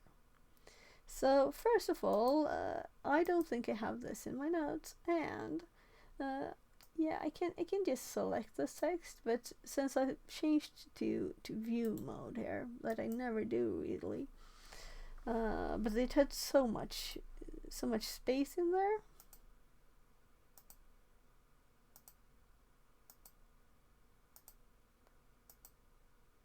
I'm not sure. It's not that different. Let's go for the normal one. Then I can just click and select the inside here if I want to. But let's select all of it now. So this one, this is a funny thing because I usually don't copy from my notes to my notes. Also, we have lots of things running open here that we don't need to. There.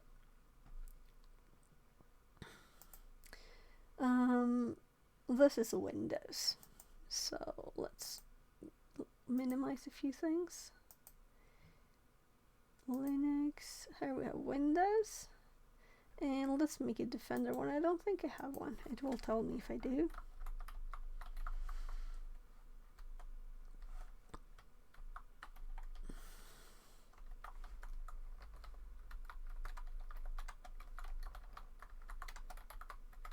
So I didn't have this in my notes. I was kind of sure of that. I'm still not 100% sure, but I think so. And we can just go back to continue looking at this. So this is how I organize things. And there. Also, I imagine we will get more things here. Or we might. So let's have it open as a separate one.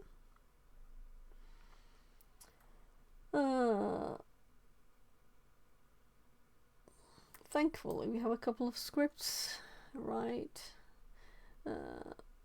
Open terminal as administrator. Calling it terminal. Windows terminal. I'm thinking they mean CMD, right? When you get the user account control prompt, select yes, and open the Ubuntu command prompt. Oh, yeah, and here they have the CMD. So terminal. Well, if you're having trouble with Windows terminals, you can simply start each of the 3 shells.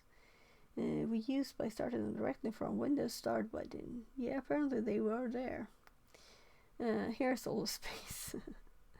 Simply click the Windows Start button. Oh my, we have to click Start button. For PowerShell and command prompts, please right-click on them and select Run as Administrator. They say this is for getting started, you know, so I mean, but still, telling people to click the command prompt and for PowerShell and command prompt, please click Run as Administrator. On the Linux user, please run the following command: ifconfig. Please note the IP. Yeah, this is what I don't like. Well, it's just kind of annoying with the IPs. Please note that my adapter is called ETH0 and my IP is. Your IP may be different. Please note your IP.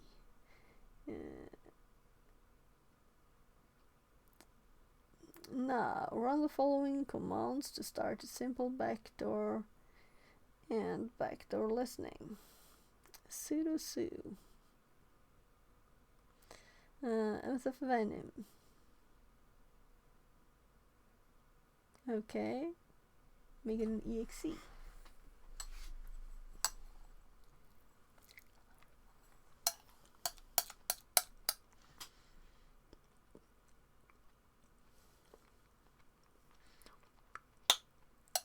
I didn't eat all of my breakfast, so I got hungry now, so I'll better.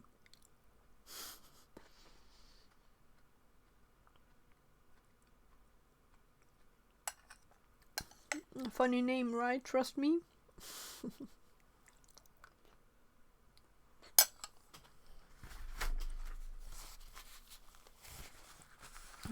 So they have Antosyphon installed on the Linux there. And this is why it doesn't want to start.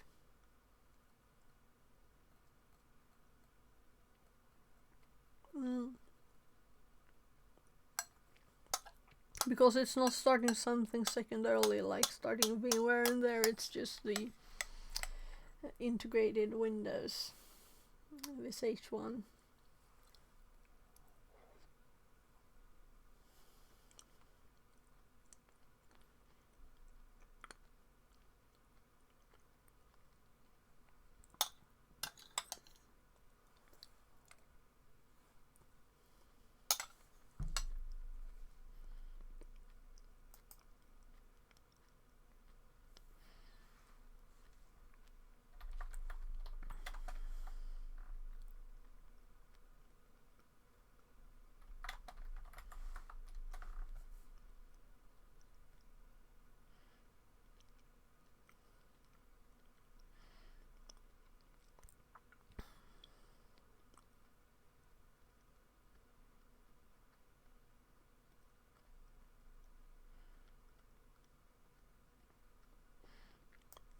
I just did something I should have done before, of course, searching.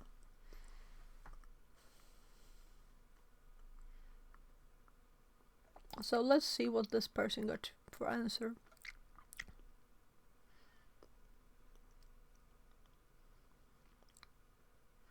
Facing the same problem.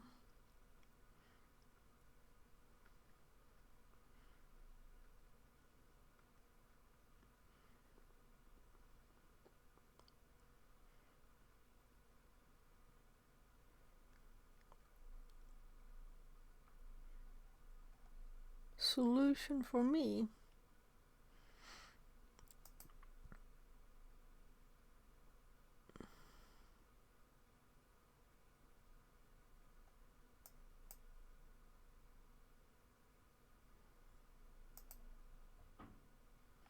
Okay, let's look at that quickly.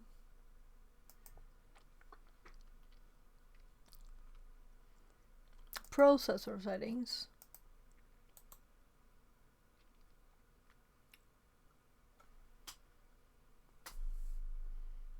So it is checked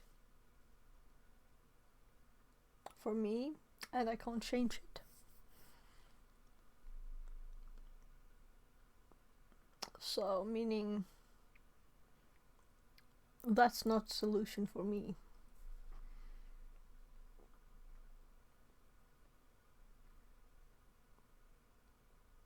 And of course I have it enabled in BIOS.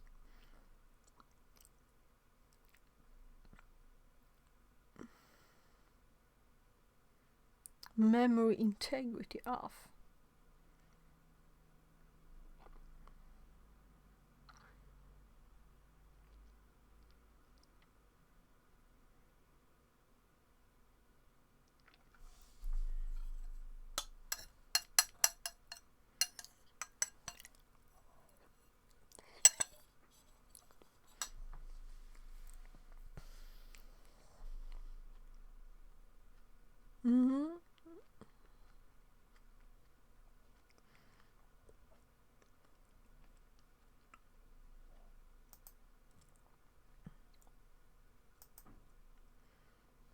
So I'm checking this setting.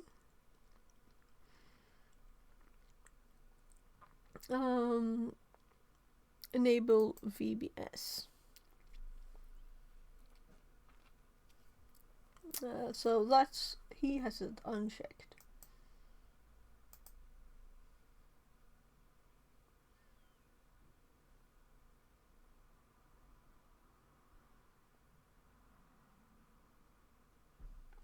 So that's why it was unchecked. Let's see here. If you uncheck this one, then you have to check the permission processors one manually. So that's the difference. Let's try this. And now I have it on stream, so I know what I did, right?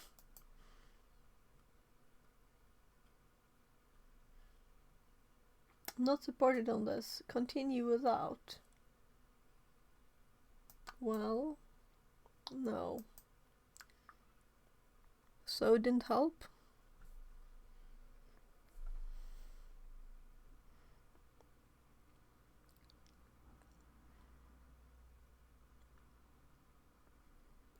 We saw this command.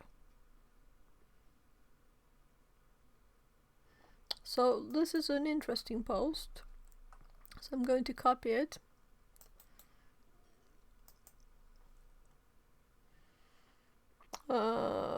Let's paste it in Obsidian because of the formatting.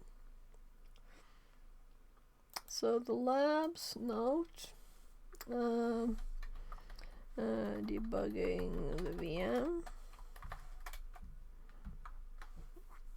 So we didn't get the formatting though. Whatever, it's just text. They have bold and stuff. That's funny.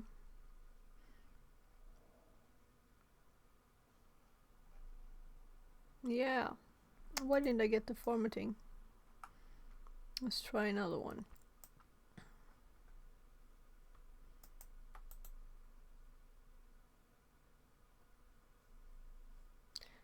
Maybe I didn't do copy. Maybe I did copy text. No, it's the same. So we just have it as text there. That's the thing. It doesn't matter if we have the information.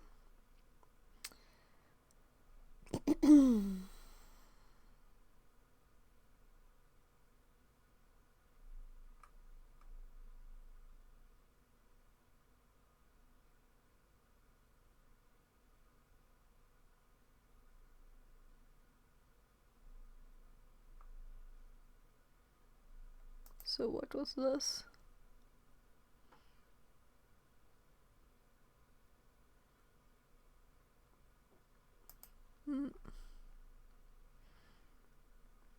I saw a tiny text saying hashcat there, so.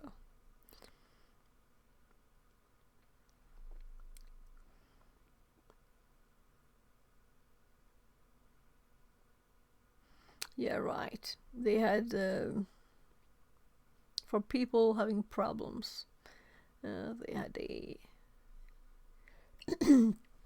cloud one too.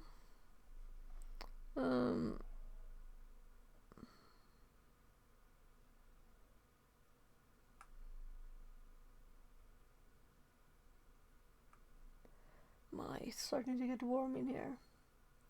It's 30.5 inside and only 34 outside of the window. It used to be 50, so it's soon I will be able to open my window a bit if I want this noise of the cars.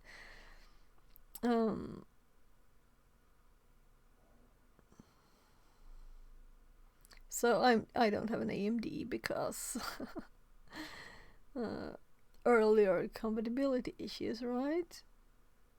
So I never dared to buy anything but Intel.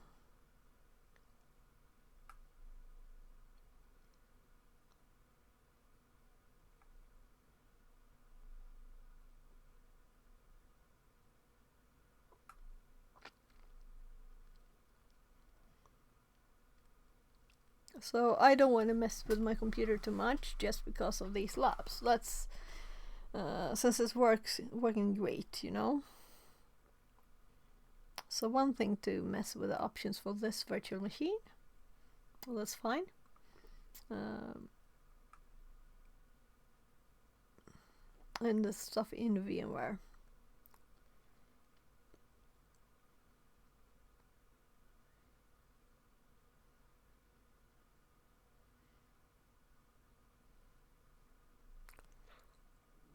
I said I wouldn't spend time on this, so let's not. I can continue later.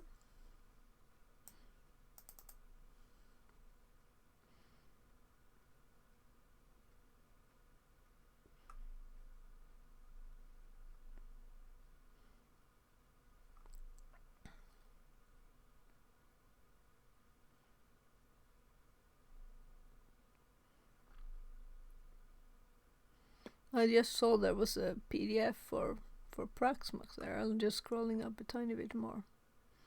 Because they mentioned the guides, you know.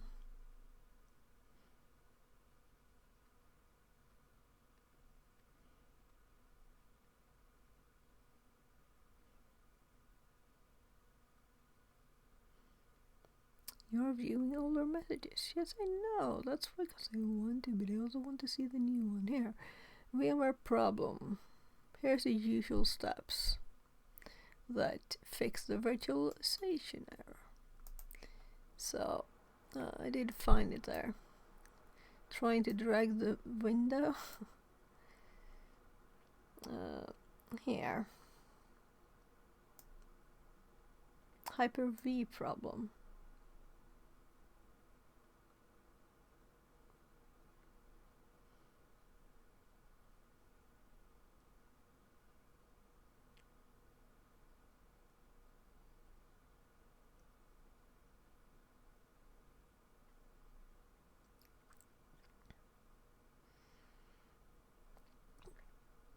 Okay, so here are the guides that we're talking about. And I have disabled it opening PDFs. That's why they don't pop up. I was trying to save this time.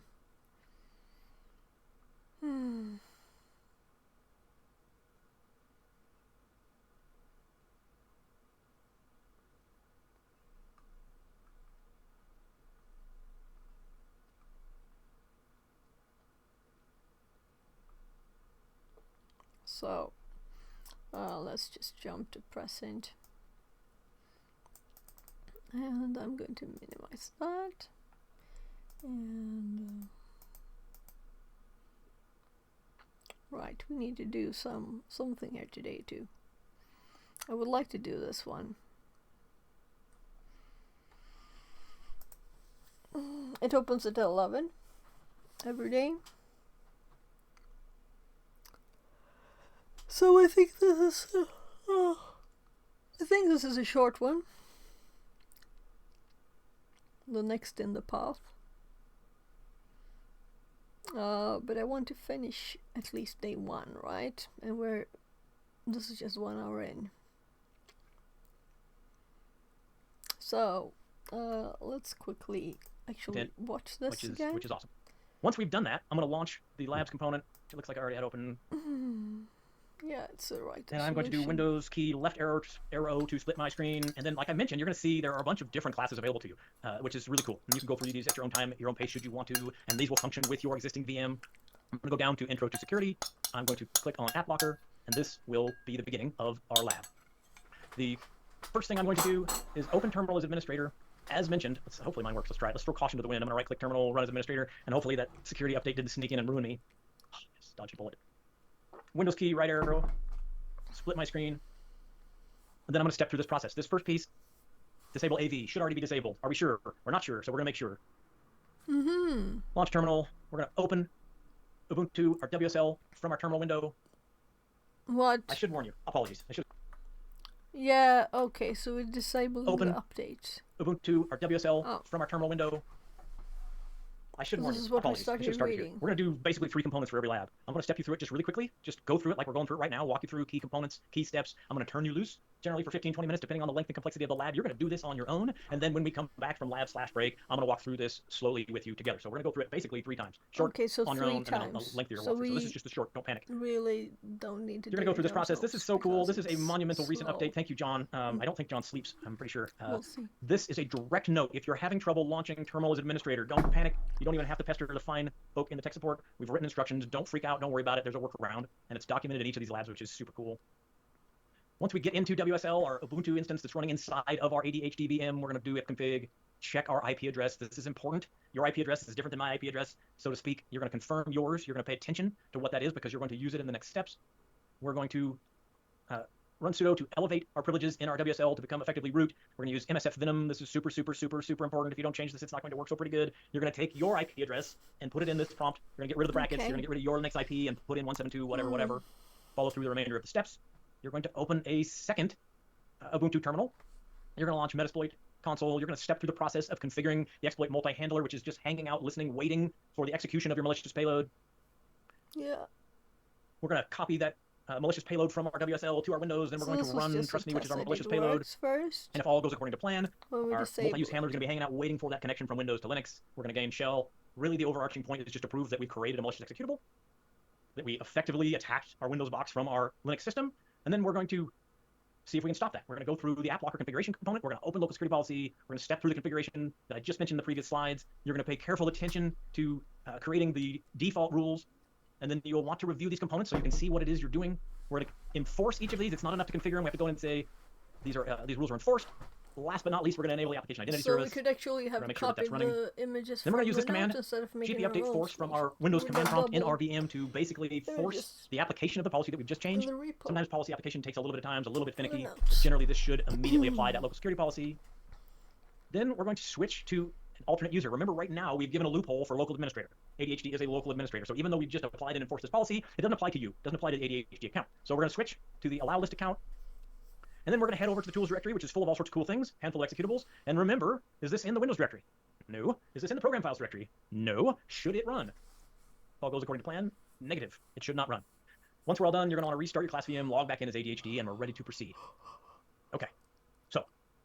So it's always nice to do things because that's better way to remember it. Yeah, let's do. But since we don't have it started, can we do 15 minutes and a few minutes for break? How do I do that? I see a timer looking in the background. See, he has 20 minutes there. Yeah, beautiful. So we're going to do 20 minutes overall. So Thank you, Ryan. Ryan is awesome. What would I do without Ryan? I don't know. I would look and sound much poorer. In any case, so we're going to do 20 minutes on the clock. I would like you to jump into the App Locker lab. I'm going to go off video and mic, but we're still hanging around. We're in the support channel. We're going to help you through this process. And when you come back, we'll walk through it together, slowly and intentionally. So I'm assuming there will be some questions about the VM here, probably. Let's just hop forward.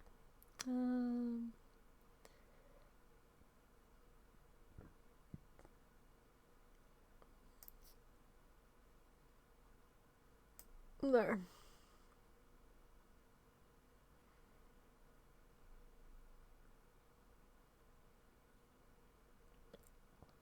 All right, welcome back from lab number 1, app locker. Let me find my VM. Okay, so we're gonna walk through this together. If you made it all the way through and it's absolutely clear and you want to get up and stretch or get a snack or whatever, no worries, no harm, no foul. I'm just going to step through the process slowly to make sure we're all on the same page and that everything works and or worked according to Plant Burrito. Don't even say that. It's my drug of choice. In any case, sorry, distracted by burrito comments. Yeah, let's talk about app locker. A couple fantastic questions, conversations in the chat as usual. And one of them in particular, you wouldn't normally implement this obviously in an enterprise environment through local security policy. Most enterprise environments using Windows would have Active Directory, and then you would use the same features functions through group policy. Lots of great questions about how you might protect the service, the associated service application, etc., which is just fantastic. I love the way that your brains are working. One really important piece of this conversation, there are and there always will be some ways to work around this functionality. Remember, once again, we're purporting to get 90% of the way there to make it that much harder for the threat actor and or pen tester to gain access to your environment. And that's really what we're focusing on, is the gain access piece. Of course, in order for the threat actor to interact with the application identity service, they'll have to have access to the endpoint, access to the system. So that's critical. And once a threat actor actually gets on box, if they can get past this app locker application allow listing piece, then everything changes, frankly. But what we're really trying to do is thwart that initial access component. And as mentioned, with some of the current flavors of the week month, like bootloader, for example, what we're seeing is drive-by execution, malicious download execution by an end user, and almost always in those current iterations, that execution is occurring for initial access through downloads or temp folder. And so hopefully it stops the threat actor gaining access to the point where they can then interfere with the service and or additional components. Not perfect, but you get the idea. All right, let's see if we can do this together. Here I am once again, GitHub repo, where all the labs live, run our intro labs, intro class, app locker. I've opened a terminal as admin. I'm going to copy paste because that's just so dang efficient, and typing in front of a couple hundred people always messes me up. Bleeding a bit. Now, we're going to have you do this every time because we're just that worried that Microsoft might take over and enable your AV. But that's just a precautionary step. This is, of course, not a course directly aimed at circumventing Defender. So we're just going to get that out of the way, make sure that we get what we expect from results. If you see red, that's good. That means AV is already disabled. I'm going to do Control L to clear my screen because I hate a cluttered screen. We're already at the admin prompt. Let's do Ubuntu. I'm good on this one. Hopefully you're good on this one. If not, and you need to launch the individual shell components as admin, you can do that through start. And heaven help me, Zoom just hates my taskbar. I will stop complaining about that, probably. But if you need to, again, you can come over here, you can start typing PowerShell, and then you can run as administrator, or you can start typing Ubuntu and then run as administrator. You get the idea, should you have issues launching terminal.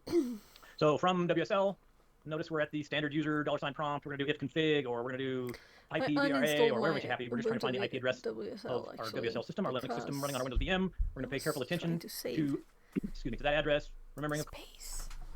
Kids knocking on the door. Yes, Beben. Sjunga Tom, sa jag.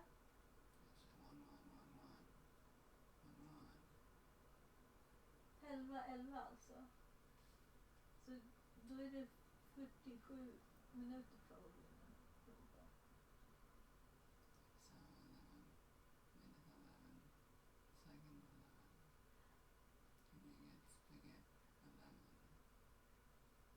Är du jättehungrig?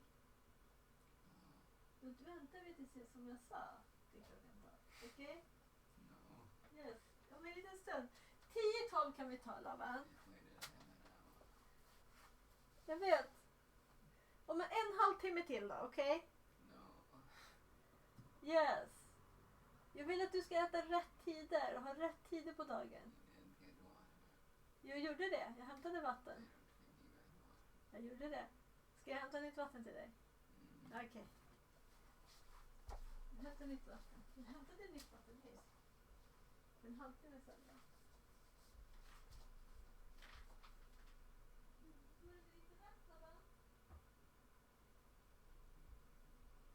Okej.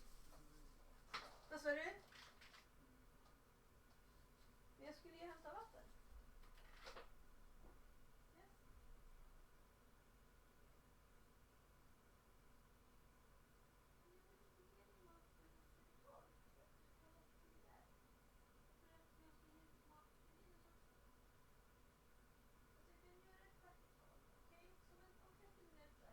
Linus, vi fixar lunch om 30 minuter, okej? minuter. Jag hämtar vatten nu och så får du mat om 30 minuter. Ja.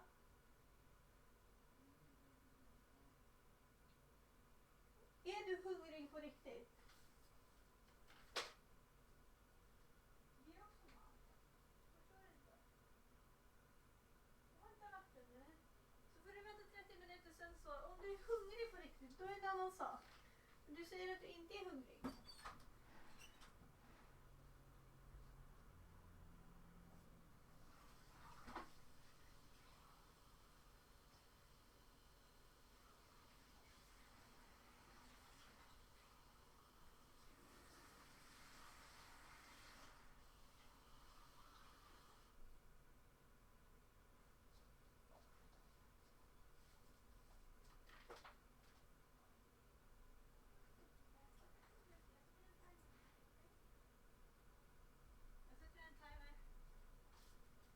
Kom igen om 30 minuter. Så fixar vi maten fort.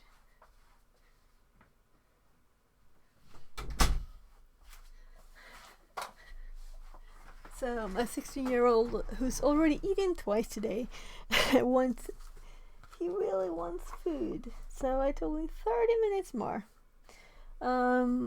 So I'm actually going to put a timer on here and make sure I don't miss 30 minutes. So let's see. I had to turn up the light. So it's clock. Timer. Let's put 30 minutes. Though I don't think this is any sound, but at least I'll see it counting down, right? So, there. Yeah, right, you can like add something maybe. Settings. A silent alarm when system sound is off. Yeah, but I've never heard any sound in this one. It says chime. Okay, system sound. Yeah, you might have system sound off. Why would the system sound be correlated in any way to this? It should be the ringing sound of the phone. That's odd. We can turn on vibration too. We will hear it now. I hope so. Let's see. So why would it be quiet with the system sound? Because that's not connected at all to alarms, notifications. Very odd. So let's actually continue watching this, though it is very slow. So I'm a bit bored. Of course, that mine's going to be different than yours. We're going to note that. Excuse me. I'm going to do Control L again to clear my screen. I'm going to do sudo su dash HD. Control L because I just can't help myself. We're going to copy and paste this once again because why not? And then we're going to go back yonder. I'm going to grab this address, copy, paste. We're going to confirm our syntax. Looks beautiful. We're going to hit enter, and then we're going to be patient for just a couple seconds. Hey, hurry up. What else am I talking about? Wow. So this is what I don't like with videos. Okay, so we created our output executable. We They're are going to very slow, and you can't. You don't want to make skip sure anything. Actually there. Well, tab completion is your Because friend. then you This. might I miss type TR, something. then I'm hitting tab, so I don't have to type the whole thing. Makes me happy inside. There it is. It doesn't have a zero byte size, which makes me happy. I'm going to now copy this again. TR tab to complete that. To mount C tools, I can also do tab completion. That is the file system for my Windows host, effectively the host meaning 88 dBm. So I'm going to copy trust me to that file path. Now we're going to open another Ubuntu terminal window. We're going to sudo su no zeros ADHD Control L MSF console TAC Q quiet. It just suppresses the ASCII artwork. You can omit that TAC Q if you're a fan of ASCII artwork. This is old. Yes, we know it's old. We did that on purpose to make this work swimmingly. Boy, howdy. Though, right. What? Display version 5, which is a little old. That's okay. Then I have to check. How did it start yes, this we know it's old. tab? Quiet. Control L SU open file path. So now we're going to open another Ubuntu terminal window. We're going to sudo su no zeros okay. ADHD. So yes, tabs quiet. like Omit that. Did that on purpose to make this work swimmingly.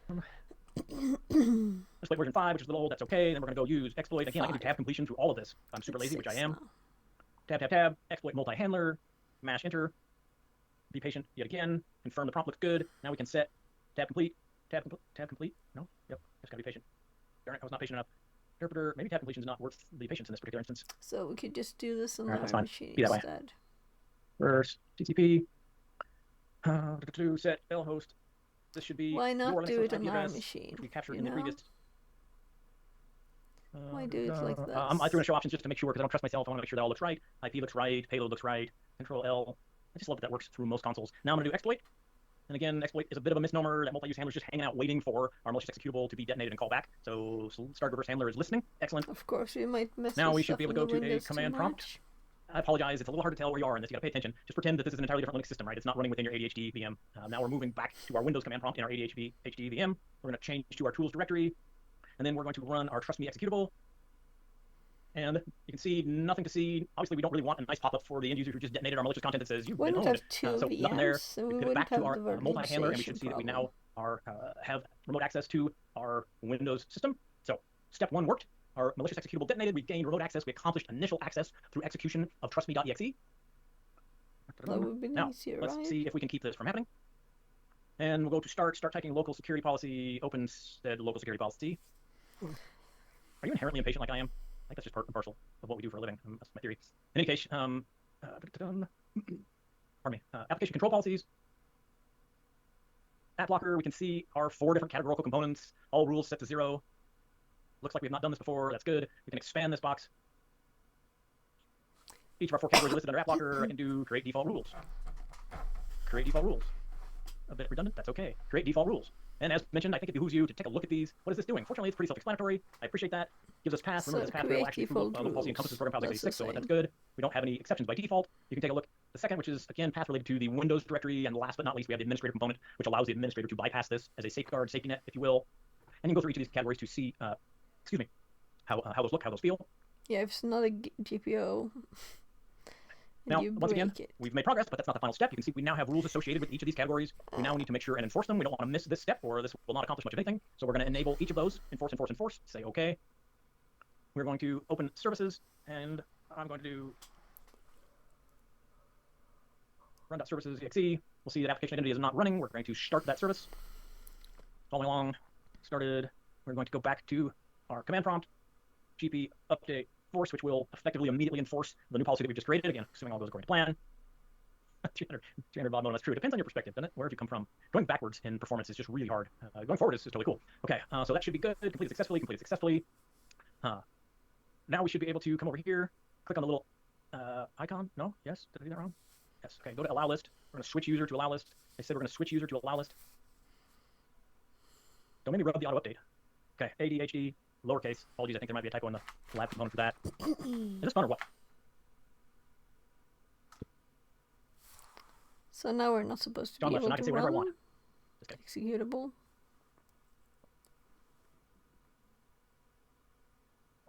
All right. Almost there. For real. I think I can. So apparently Live demos are scary, just in case you weren't aware. You can tell by this John is the Tone one noise. who Look at my usually eye. does this Okay. course. We're crying out loud, hurry up. File Explorer. Effectively, we should be able to go any place other than program files. Remember, we're a standard user right now. We are not an administrative user. So we should effectively be able to go any place other than Windows and program files, try to execute something, and it should fail. So we'll go to Tools. Like I said, we'll go to Tools. And then, choose an executable. Putty. There's nothing wrong with Putty. We're trying to execute from Tools. That wasn't supposed to happen. Did my policy not refresh? Dang it. That just figures. Yep, my policy didn't apply. Well, there you go. See, I shouldn't have said anything about doing demos. I wonder... Dare I go back? Yeah. Try again. So this is not really, Shouldn't need to log off because I should be in an entirely different session. Let's try really quickly on the policy update, and if it doesn't work, then we'll just move on because such is life. That's running. That looks good. Did I screw anything up? Impossible. Enforce. Happy day. Let's go back to. Let's try this one more time.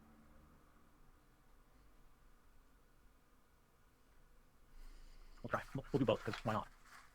Let's try this again. Let us sign out for good measure. Let us not turn on firewalls. Okay. All right. You feeling it? You ready? That's a good sign. I don't know what that was, but yay. Happy day. I mean, I never doubted me. Okay, maybe I did. All right, excellent. So happy day. That worked. No joke. Obviously, this requires some thoughtful documentation, some thoughtful review, approvals in your environment, change management, et cetera, et cetera. But ultimately, if that's all you did from an allow list perspective, it would be significant. And I know that firsthand experientially from having dealt with multiple common variations of initial access through malware that this would have stopped. So pretty darn significant, pretty low effort, relatively speaking. So we'll restart a VM and move on. Okay. So we'd have to write into shift gears just a little bit. We're moving on from number one, which was application allow listing, to talking about passwords. Passwords are a thing. You know, it's another one of those sort of phrases that kind of make me cringe, which is the passwordless. Totally hop it's into kind of like different paperless. If you've been around subject. for a long time, you remember that as a pipe dream. And although we've made progress, we're still mostly using passwords. The thing that freaks me out, to be totally honest, is if I don't use my password like 98% of the time, I have other mechanisms, Windows Hello, pins, whatever. Then that 2% when I do need to use my password, I'm never going to remember it. This just seems like the ultimate support nightmare. Breaks my heart for help desk folk.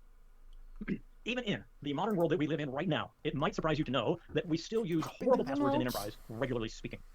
I worked a case very recently, and they assigned a vendor account remote control RDP access to a public-facing Windows server, and they said to this vendor, your new password is password1 with a capital P. And they said to this vendor, here's your new user account. Please make sure and change your password when you log in. What do you suppose that vendor did when they logged in with password1? They didn't change it. That'd be too onerous. Password1 is really easy to remember. It took 16 hours, something like that, for the internet to notice this RDP login, to pop password1. Similar, horrible, horrifying situation as my hospital story. Threat actors gain access. In this particular instance, looked like access brokers sold access to somebody else. Somebody else paid for Lockbit Black as a service, detonated in that environment, all because they actually handed out a password, password1. It's mind-boggling to me that this still happens. So we need some solutions, and so we want to talk about passwords as a problem, and some of the things that you can pragmatically do to improve the situation. Back to the idea of art of the possible. No silver bullet here necessarily, but minimal effort. I think we can make this better. Password spraying, of course, is a thing. Password spraying is a relatively new-ish thing, at least in terms of the life cycle of cybersecurity. And what we mean by password spraying is effectively taking a large list of users, usernames, user accounts, and a very small list, probably just one, generally, password, and we're going to try that one password against all the different users. We need a way to come up with the usernames, and then we need some sort of tooling to propagate this attack. And we're going to be careful, at least as testers and sometimes as threat actors, we don't want to trigger account lockout. Most corporate environments, you're only allowed to try authenticating to your account so many times before you're locked out. You fail 5 times, 10 times, as the case may be, within a certain window of time, and you're going to have to call tech support. You're going to have to call a help desk and say, I can't remember my password, and go through the process. So we want to avoid that, definitely as testers, and again, threat actors are probably trying to avoid that as a general rule. This is stupid. I mean, this just blows my mind. It shouldn't work. Mathematically speaking, this should not work. I literally did a test, a proof of concept, this was a few years back, for a healthcare organization that was reticent to implement multi-factor auth. They're like, why do we really need this? Is this really important? And so they engaged with me to do a proof of concept. And in this proof of concept, I took U.S. Census data from 2010. At the time, that was the most current published U.S. Census data. I pulled the top 20 first names, top 20 last names from U.S. Census data 2010. I concatenated those into usernames. No harvesting, no enumeration of the customer. I just took U.S. Census, top 20 first name, top 20 last name, and I made up usernames. And then I ran that against this environment using October 2021. I don't remember exactly what it was. Fall, winter 2021, something like that. And I got almost a 1% hit rate, which is insane. I made up the usernames based on some commonalities, and then I used a singular password and got almost 1%. Now, I enumerated about 25,000 user accounts with permission, of course, and that's critical. If they had 5 users, that probably would not have worked so well, but it's just nuts that this works. And again, mathematically speaking, it makes no sense except for the fact, in that specific enterprise, like many, we trained our users, you need to change your password 4 times a year. You need to use uppercase, lowercase, number, and so because our brains work similarly to one another, though we might like to deny it, we taught the users to use October 2021 with a capital O. We might go wild and crazy and say you need a special character, and then they would do October 2021 exclamation point. Departments. We've got to stop doing this. This is still a legitimate problem and reasonably easy, potentially, to fix. Does this work? You bet it does. How long does it take? In my previous example, I think time to first compromise in that environment, it probably did take me about an hour to 2 hours while I figured out how to tune Burp Suite and make it work properly, and then ultimately gained multiple account access within a few hours' time against about 25,000 users. And this, again, of course, once I have that credential, then identifying the use of legitimate credentials for access into your environment is really hard. If I got Bob Smith's username and password, and then I authenticate to your environment using Bob Smith's username and password, how do you know whether or not I'm the real Bob Smith? Very, very challenging. And naturally, there are a host of tools that can help you to do this. Credit King and Fireprox will talk about a few. This is a password spraying tool. This is called Mail Sniper, written by Bo Bullock. Talk about him and his family heritage very positively in the pre-banter. Very cool tool. And it basically just makes this silly easy. You can grab this tool from GitHub, you populate a user or a list of users, you populate a password, you target a particular mail server or M365 tenant, and then you let it go. And it does the enumeration. It will come back to you with successes, failures. There is some complexity in this process, to be honest. And a lot of these tools will help you manage the complexity. It's not quite as simple necessarily as just spewing authentication requests. And as I mentioned, if you do want to be careful about account lockout, you can legitimately perform denial of service attacks by fail off against a bunch of AD accounts. So don't just I don't want this to sound trivial or insignificant, but it is not as hard as you might think or as it should be. There is a cool video. Let's see if I have this real quickly. Sorry. Yeah, I have this in my notes already, I think. Sorry, my taskbar is goofy again. This is a video. that among other things, walks through the process of executing this tool. Sorry, not this tool, but executing a password spray attack. It's pretty fascinating. And again, if you're unfamiliar, this is a tremendous learning opportunity. And I'm happy to say the result of my U.S. Census data, my MFA, the benefits of MFA proof of concept, I was able to go back to that specific enterprise and say, I mean, come on, look at what I could accomplish in a couple hours' time, knowing nothing about your environment, and they took that as a significant incentive to move towards MFA. So this is just, I don't know, I think this is kind of inexcusable at this point. I think that lengthy passwords are your due diligence. We're going to talk a little bit about MFA momentarily and some of the pros and cons and benefits thereof, but we don't have the margin for error in this wonderful modern day and age to use passwords that are 6, 7, 8 characters long. You just can't get away with it. This is such a simple additional protective measure that it just has to be done. We need to eradicate short passwords from our environment, and we need to take this pretty seriously. And I worked with an organization recently that had really diminutive password requirements in place, but they had multiple layers of protection. They did have 2FA enabled, multi-factor authentication, and not just password, and so they got lazy, and they started to use passwords that were sad and weak, and they justified this by thinking to themselves, but MFA. And then shortly thereafter, they made a misconfiguration and exposed a system as service without MFA enabled, and once again had a silly password, like a password one sort of scenario, and it took, in that particular instance, took the internet about 8 hours to gain remote access, unauthorized access to a public-facing system just because of a configuration issue. So use good passwords, long passwords, and then of course we hope that you can combine that with some other solution like multi-factor auth. But let's be real, let's be honest, let's take a good hard look at this. If you're going to have MFA, you really need it everywhere. You need it everywhere. Now, that should not stop you from initial implementation. It should not stop you from cherry-picking the most vulnerable services. Again, art of the possible, but just be real. Are there authenticated components, especially public-facing, internet accessible, that can't accommodate MFA? Are there things like EWS, Exchange Web Services? Hopefully those things are deprecated in your environment. Hopefully those are not exposed to the interwebs. But that's a huge if. It's a huge concern. So we want to combine lengthy passwords. We want to combine that with multi-factor authentication. We want to help our organization to understand that this is not the end-all be-all. This is not the end of it. I sincerely have seen enterprises implement multi-factor auth and think, we're done. It is the silver bullet. There's no way for threat actors to get around this, move on to something else. And it's like, oh, please no. Active enumeration, this is important. This is important. If you are going to move forward with multi-factor auth, which you should, then it is important that you're paying careful attention to your attack surface, to the things specifically that are internet facing. How do you do that? Audit of external access, audit perimeter, regular pen tests, or regular penitent, whatever works for you. Thought I fixed that, sorry. The only thing that matters with passwords is length. The only thing. Repeat after me. Move to passphrases. Not this one, because it's just an example. Move to passphrases. Entropy is key. Random. We want a large character set. We want a lengthy passphrase. This is something that you can and should begin to implement in your environment. Teach and train your users. Begin the incremental process of moving from 8 characters to 10, 12, 15, 16 characters, and it will make a significant difference. There's an important bullet point here that may be somewhat counterintuitive. Allow users to use dictionary words. We need to find the right balance between making life simple and or difficult. I heard somewhere, and I can't prove this, it was in a large enterprise environment, healthcare once again, and they had this idea, and I think it was based on reality, but I'm not really sure. They had this idea that almost 50% of the help desk support calls were related to passwords. And for whatever reason, it was a complex environment. There were multiple layers of authentication. It was clinical. It was difficult. It was a little bit unique. But 50% of support tickets were related to passwords. So heaven forbid that you went to that organization and said, we need to make them longer. We need to make them more complicated. That is not necessarily an easy conversation. The fact of the matter is, I think we were not giving our user base enough credit. We could have and should have easily begun to move them, train them. Passphrases aren't that hard. They're not that hard. Again, especially if you have a little bit of education. You don't have to have crazy complexity necessarily, especially for a standard user. At least begin to move that direction. Long is good. Really long is better. And of course, mixing uppercase, lowercase, special, numeric, whatever, also really good. Develop a strategy, begin to move this direction in conjunction with multi-factor auth for the win. A brief note about 2FA or multi-factor auth. The idea, of course, is something that you know and something that you have. So I know my username, I know my password, and then I have some sort of physical device, my phone, a token, etc., that allows me to combine multiple factors in my authentication process. There's a lot of argument about which is better. RSA-type tokens, FIDO tokens, YubiKeys, using SMS on your phone, application authentication through something like a Google Authenticator or a Microsoft Authenticator. And of course, you probably figured this out. My personal bent is the art of the possible. What is feasible in your environment? And if one of these is attainable soon, then do that. Obviously, there are better and worse, and there's a lot of pushback on SMS in particular, and truthfully for good reason. SIM cloning is a thing. SIM cloning is the idea that if you are able to gain credential access to my account, for example, then you might also be able to call Verizon or AT&T and tell them, dang it, I lost my phone. Can you reassociate? Can I get a new phone? Can I get the number associated with my SIM card as an attacker? And then potentially that SMS code would be sent to the attacker's phone, not the individual's phone. This does happen. Hell, I saw this happen in a 2-person business the other day, much to my surprise. I'm thinking to myself, this mostly only happens in enterprise environments, targeting high-value, high-profile individuals. Sadly, I don't know that that's the case anymore. But again, is this feasible? Is it a heck of a lot better than no 2FA? Yes, absolutely. Combination of lengthy passwords and application-based or token-based MFA is pretty powerful, Not a silver bullet. We'll talk a little bit more about that in just a second. What about service accounts? You've ever been a sysadmin or an IT or heaven forbid in security and asked the sysadmins... So, did I miss something, or did he not talk about the last bit there? About attacking SMS 2FA. I think he didn't, right? But again, is this feasible? Is it a heck of a lot better than no 2FA? Yes, absolutely. Combination of lengthy passwords and application-based or token-based MFA is pretty powerful. Not a silver bullet. We'll talk a little bit more about that in just a second. What about service accounts? you've ever been a sysadmin or an IT or heaven forbid in security and asked the sysadmins or IT admins to change service account passwords, you probably got run out of the room. Sorry, I'll just add it to my notes still, even if he doesn't mention it. So he mentioned cloning sim though.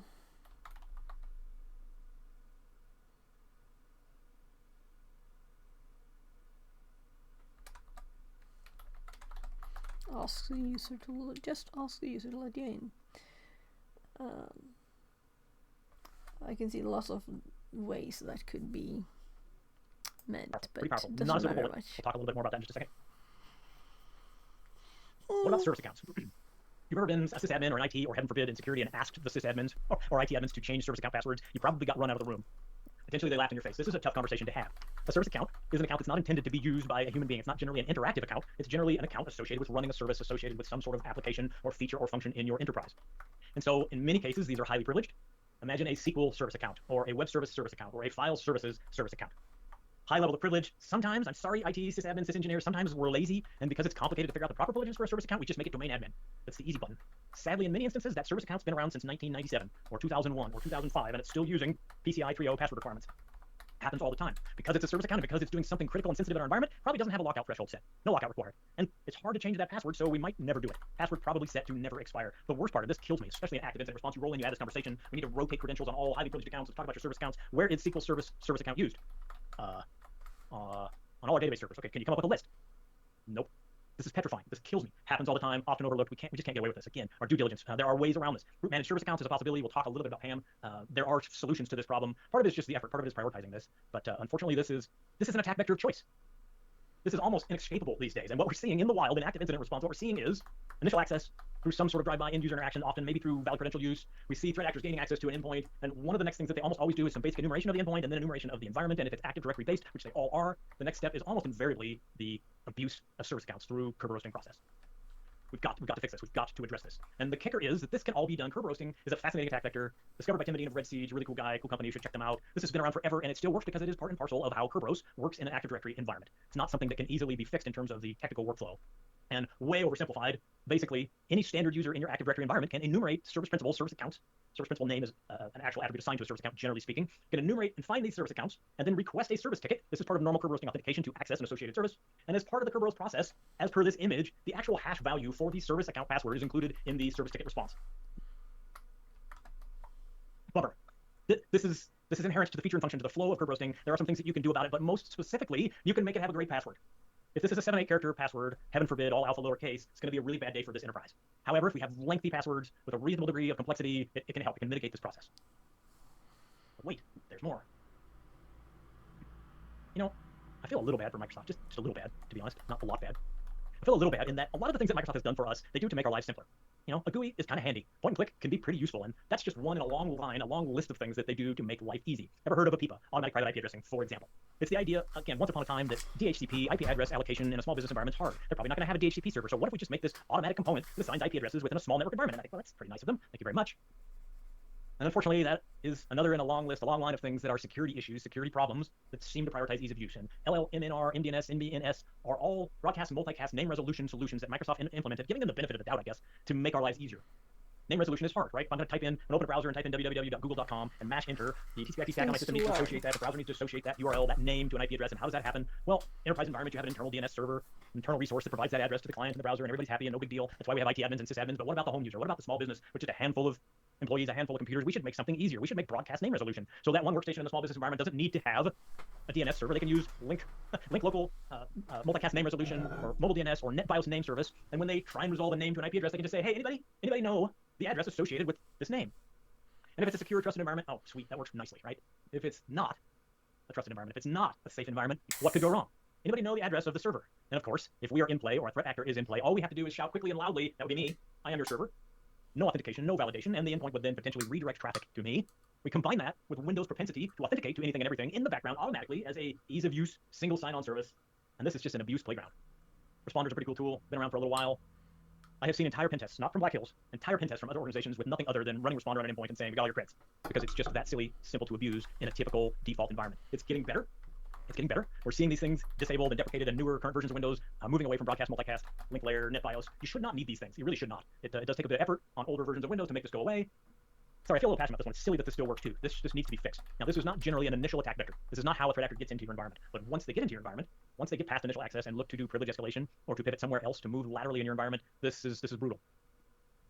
Lord Gappy, currently maintaining the responder tool, even as LLMNR and NetBIOS and DNS Mobile DNS are deprecated and moving away. There's more and more functionality being built into this tool, which is pretty cool. You owe it to yourself to at least take a peek and play with this tool. Be careful how you do it. Do not do this in a production environment, please, oh please, because you will be circumventing potentially multicast traffic in lots of cool and creative ways. But this is something that we need to be aware of and fix as well. Credit King is just another tool. We mentioned it briefly. There's some fun and games when it comes to external attacks. This is a password spray utility, and there's some complexity with attacking a cloud environment, attacking like an M365 or some other cloud-based environment with identification of your IP address, your attacking IP address. And so this is a tool that can help us leverage cloud providers against other cloud providers effectively, leverage things like AWS Lambda or API Gateway to potentially bypass detection and blocking based on our password spray attacks.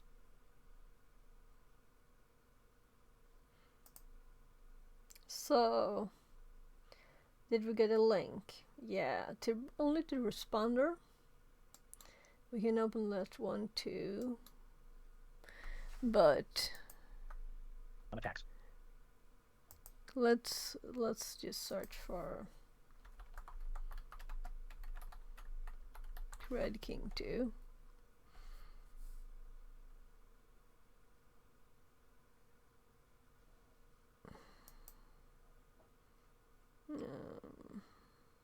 Am I like blind? It's so many things. Yeah, scrolled so far.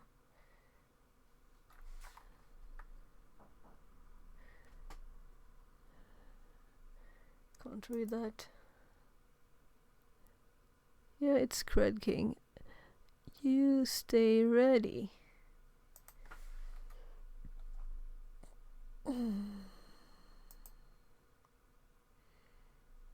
So, oh, look, I misspelled it. That's why.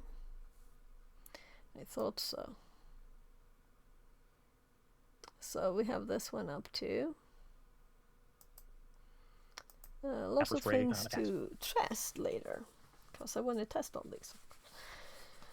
But not in the same day. It's too much. I hate to, now maybe I'm overly minimizing when I say this, but I've said a couple times without really thinking about it that the business email compromise is the new ransomware, and I say that in part because I see business email compromise on a continuum, and the conversation often begins with I don't understand how this happened because we're using MFA. I hate to say it, but proudly sucking at capitalism, I've talked myself out of multiple business email compromise engagements because the reason they're calling, they know that they got a mailbox compromised. They've probably found it, reset the password, they moved on with their life, but they're confounded because they had MFA enabled. Did we mess up the configuration? Did we do something wrong? Can you please help us to figure out? They must have got in some other way. The threat actors must have gained access some other way. And then I have to tell them a sad story about EvilJinx, or EvilJinx, or however you say it. EvilJinx sounds better.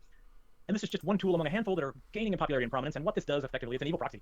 And it will effectively mimic a login portal for a great many platforms, from Gmail to Okta to M365 to Duo, etc., etc., etc., and intercept MFA and MFA authentication and session cookies, hijack those effectively, and if I am able to gain access to your MFA session cookie associated with your M365 mailbox, just for example, I am able to refresh that token, and effectively I can stay logged in as you for a mighty long time, potentially permanently logged in as you for a session cookie hijack MFA to Duo, etc. Great many platforms. It will effectively, this does effectively, it's an evil proxy, and it will effectively mimic a login portal for a great many platforms, from Gmail to Okta to M365 to Duo, etc., etc., etc., and intercept MFA and MFA authentication and session cookies, hijack those effectively, and if I am able to gain access to your MFA session cookie associated with your M365 mailbox, just for example, I am able to refresh that token, and effectively I can stay logged in as you for a mighty long time, potentially interminably, until you reset username, password, and break active sessions. And it's silly again that this works, but it does. And if I can lure you as an unsuspecting victim to click a link, redirect your authentication through my evil proxy, then I gain your username, password, in clear text, I snag your MFA session cookie, and away we go. And it is honestly just that silly simple.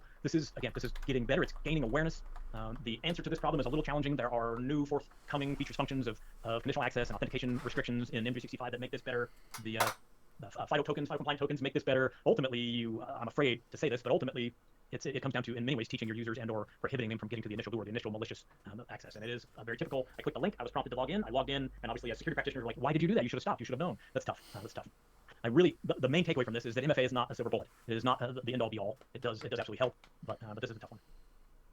Now you know. That's what we had before.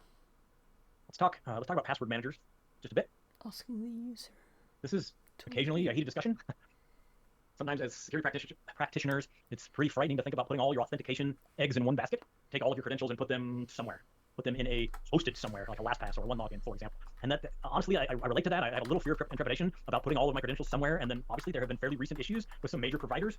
And you wonder, is this wisdom? And I think, once again, this is a bit of the art of the possible and maybe tending towards the lesser of two evils. And what I mean by that is, use a password manager, which allows you to easily create lengthy, complicated passwords, and then to store them and or invoke them at the appropriate times when you're authenticating, or use 7-character passwords that are easy to remember, or keep all your passwords in an Excel spreadsheet on your desktop.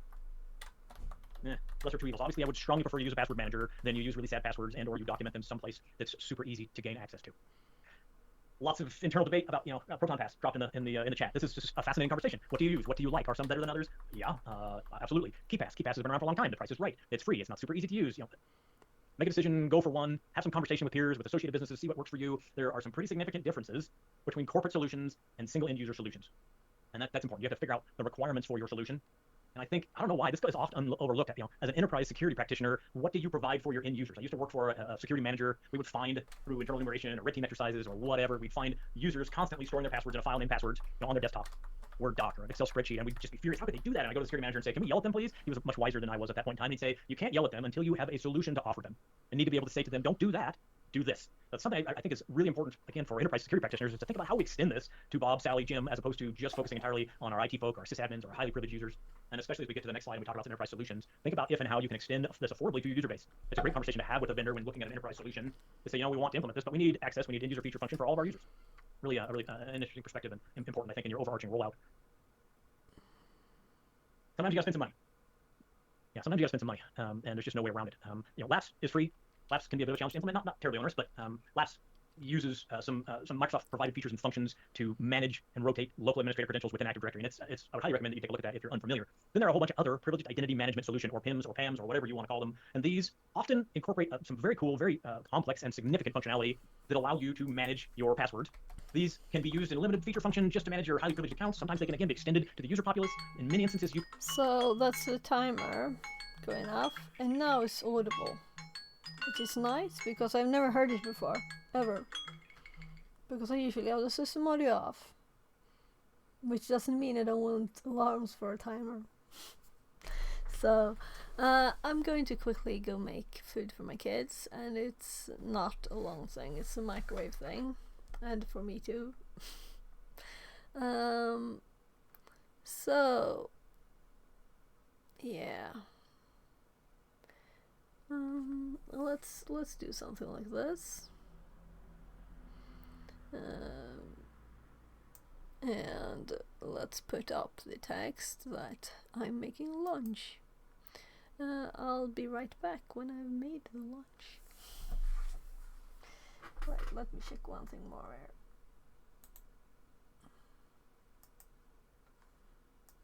So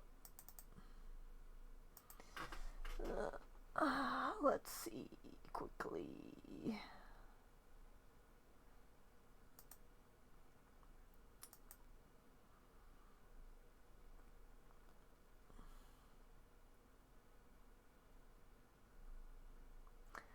I'm just quickly checking in on that we actually have streams running here.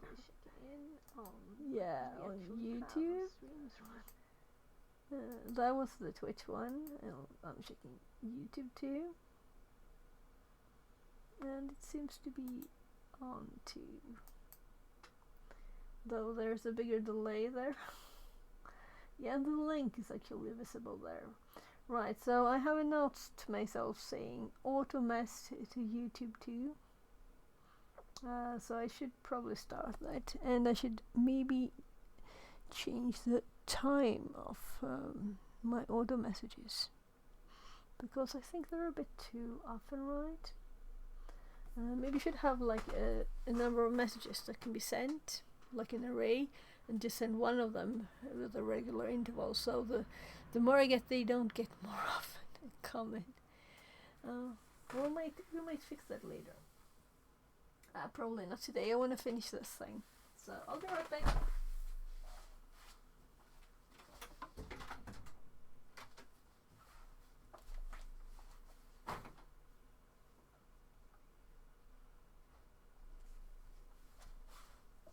So killar. Dags att göra lunchen. Du gör köpt någon spagetti till mig.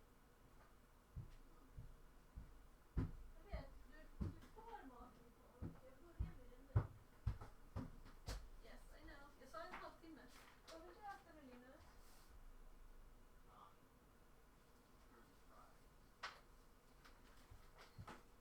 Okay. And the meatballs. Can you make the meatballs and I'll make the curly fries? Yes, but det är din födelsedag så du får inte vara med. Nice. I want pizza.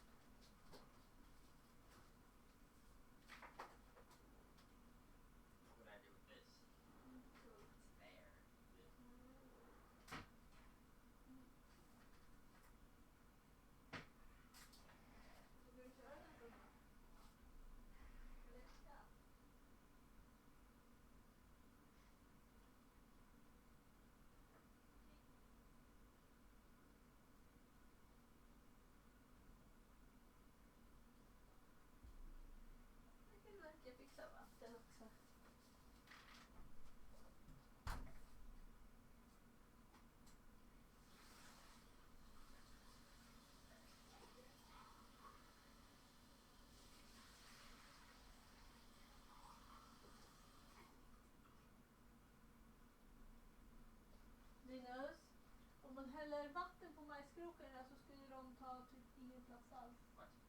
Majskrokorna är ju mest luft i. Så det är inte så mycket som det ser ut. Så har vi majskrokar? Det är majsluft.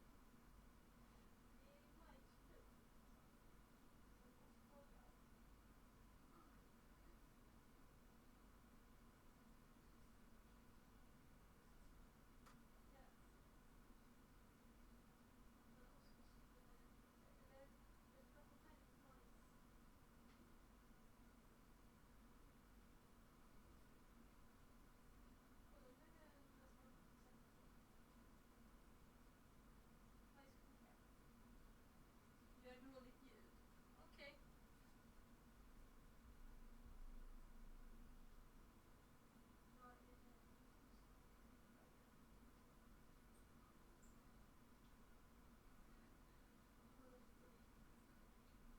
Ja, trevligt. Det kan det vara. Jag kommer snart. Eller rättare sagt, Linus är det ju där.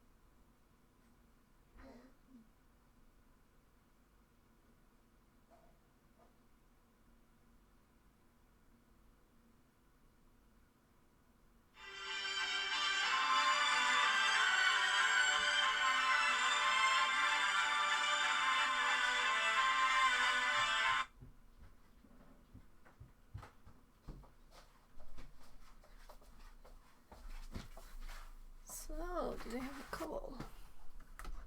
Let's see.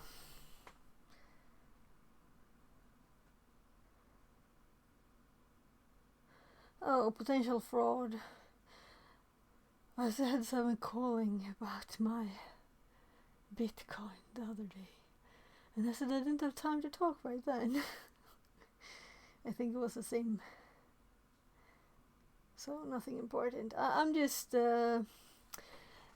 since it's my 14-year-old's birthday today, I'm making meatballs with sauce, so it's almost done.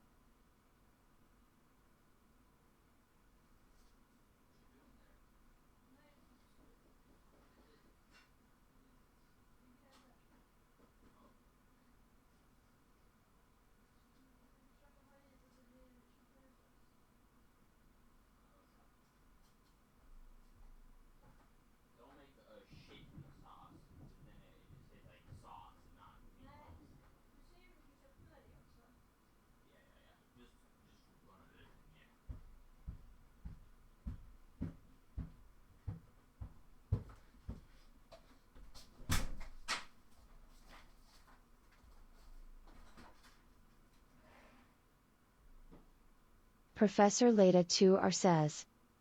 Sheep viewers on, web link.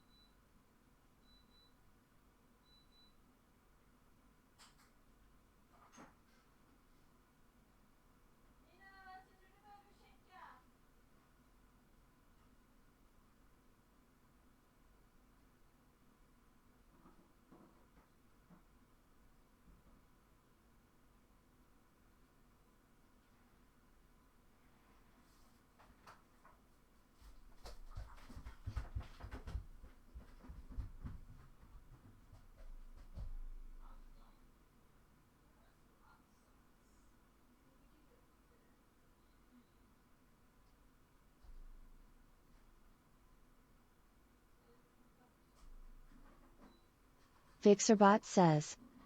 Time to do some lock picking.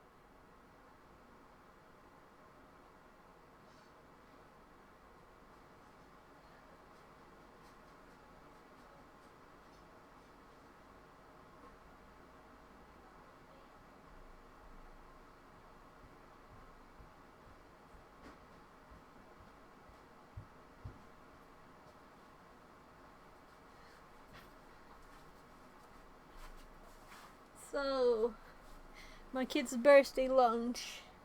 Meatballs with sauce, curly fries, and lingonberry jam. And he's got BA too. Bearnaise sauce. So.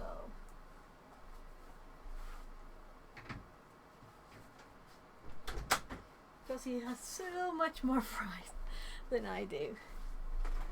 So I think I will be able to listen. I will not be able to pick a lock while eating. So I registered. I heard you. It's in my memory. I'll do lock picking as soon as I've eaten. Okay. Also, I'll need to put this phone up there. We can get started with that already, actually. So, this phone needs to go up here.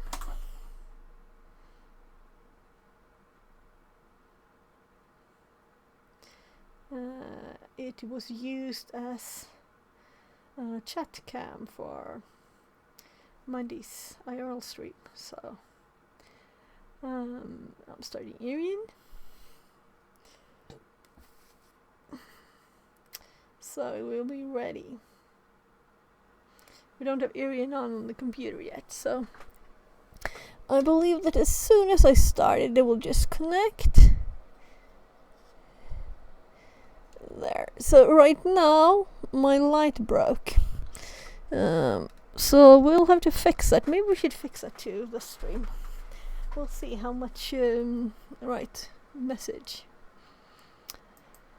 So we'll see how much I will stream, because usually I leave for school, for driving my kid to school at this time, but now school is over for the term, so it's summer vacation for my kids. So this is so good, especially the lingonberry jam. It's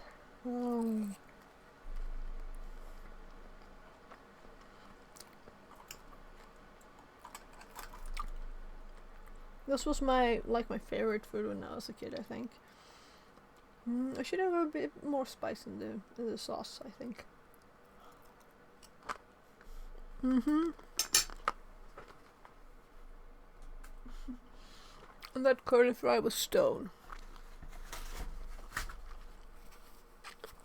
We do them in the air fryer, so it's kind of quick and intense heat.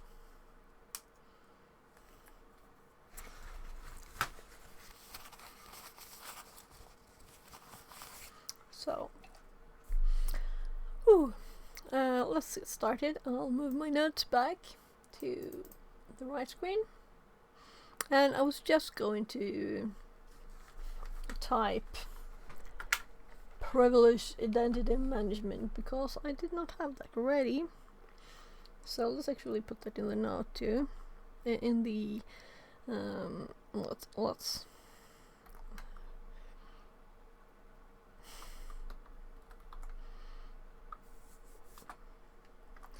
identity management, right? So, oh gosh, I just wanted to copy this one. I think I Ctrl-8 by mistake. So I have acronyms here. So let's add this one here too. In the acronyms, no order at all here. It's just random stuff. And I put SQL there because I was like, SQL, yeah, it stands for something, but you know, SQL has just been always SQL, so I didn't really think about it standing for anything, but it's, of course, it's an abbreviation of something.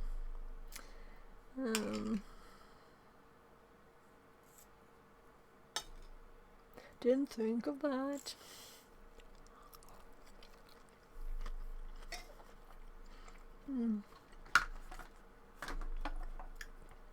That's when you learn things in life, you know, not from studying. They don't know what the abbreviations for. So, let's continue listening.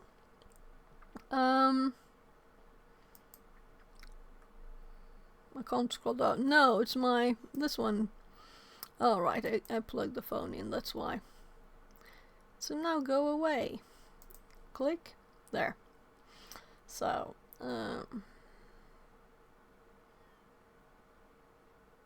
learn. His links are good. It's one of them.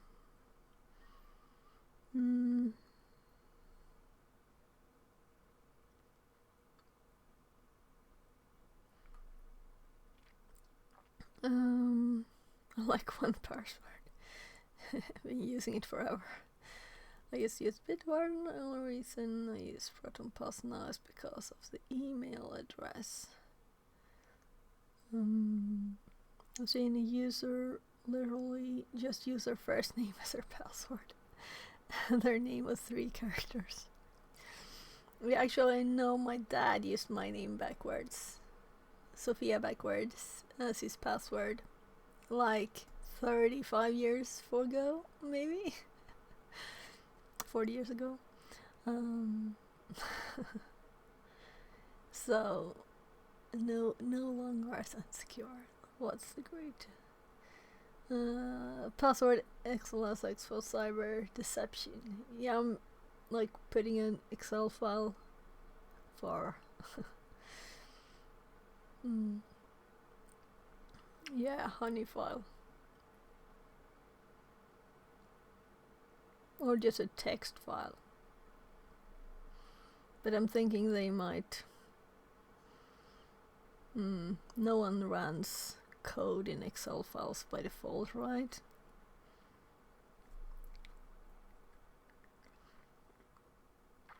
Allows me to create aliases instantly with my service. All of my emails for every service are unique.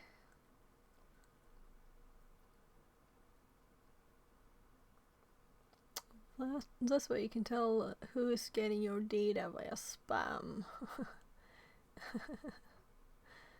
Oh. I mean, who's like selling your email address or sharing it, or that would be kind of fun thing to do, right? Create logons on 1 million pages and make unique emails for all of them. It allows me to. I can just make on my domain, you know, how many I want.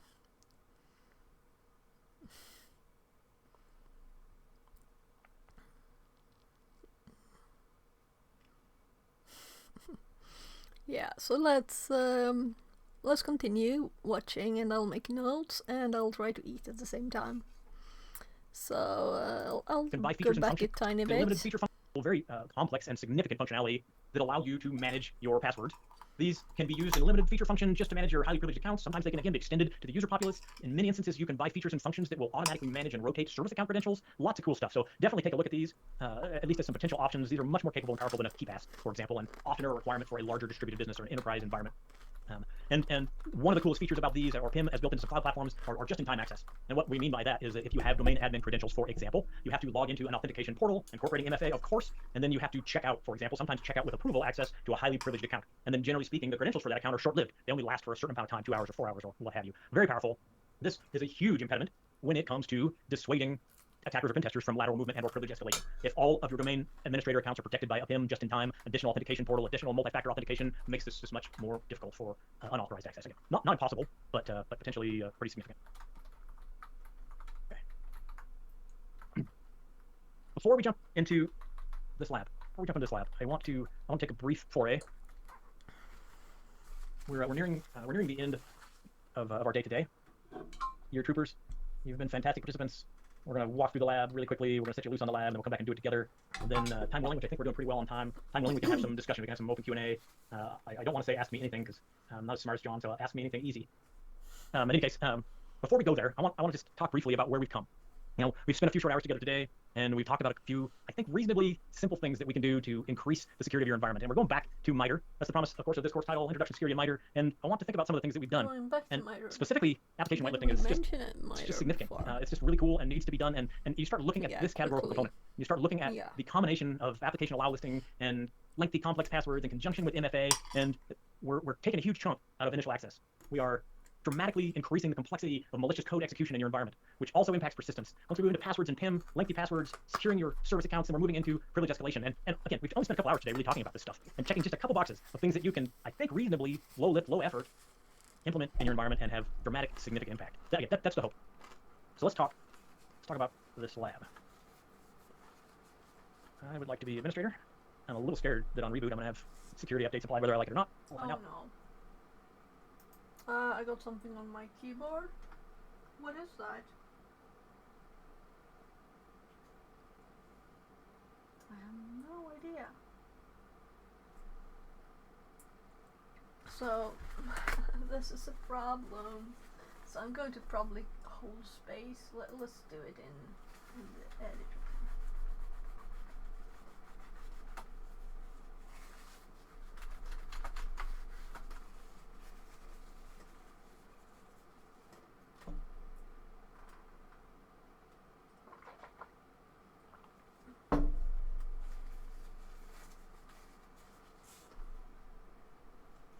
I think this is fat. The best. I'm actually using my spectacles. Disgusting but efficient and tiny amount. So I think it's clean, not between the keys.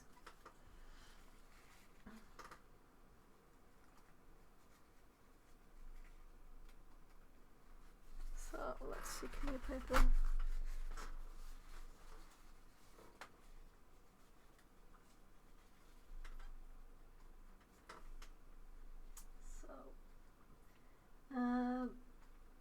I did spill into one of these keyboards.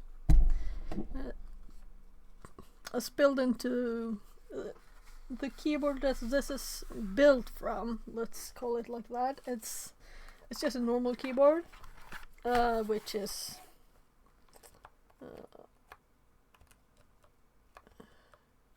it's blue.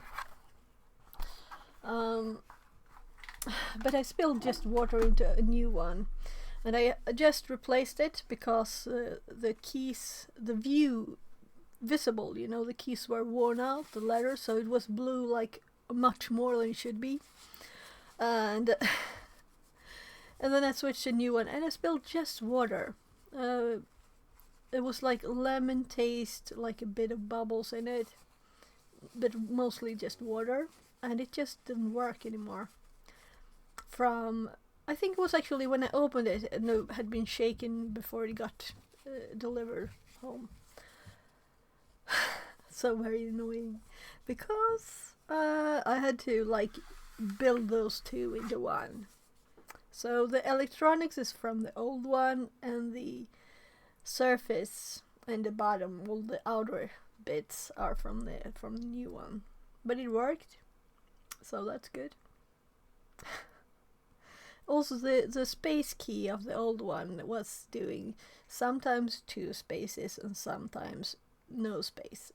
And sometimes, of course, 1 space, but it wasn't reliable. So I was like, will this work? And it did. So it works perfect, this merged keyboard. But that one keyboard, it's these, cheap, just foil keyboards. Yeah. So let's continue now. My keyboard is okay-ish. I shouldn't eat on my new beautiful purple here. So actually, I have a few notes that I want to move, but don't want to forget there. And I'm half preparing for lockpicking here. Right, so this one needs to be adjusted because I was having it as the robot. There, so we have a camera up here for the lockpicking. There. So were you on that screen by mistake? I don't know.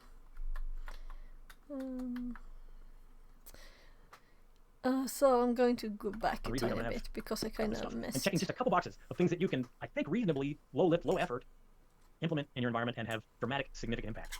That's the hope. So let's talk let's talk about this lab. I would like to be administrator. I'm a little scared that on reboot I'm going to have security updates apply whether I like it or not. We'll find out.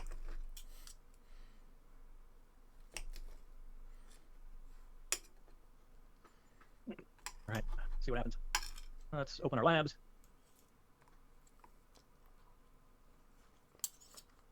That's going right. Hey, stop that. I don't use Edge much, and this morning I was trying to get around the automatic opening of whatever this is, MSN or whatever comes next. How it's silly how difficult it is to open a blank tab. It kills me. Anyway, sorry. So, password cracking. Stand by 1 second.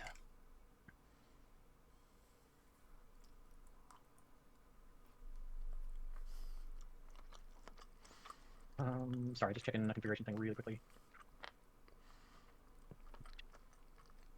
Okay, sorry about that. Where'd the VM go? Come back.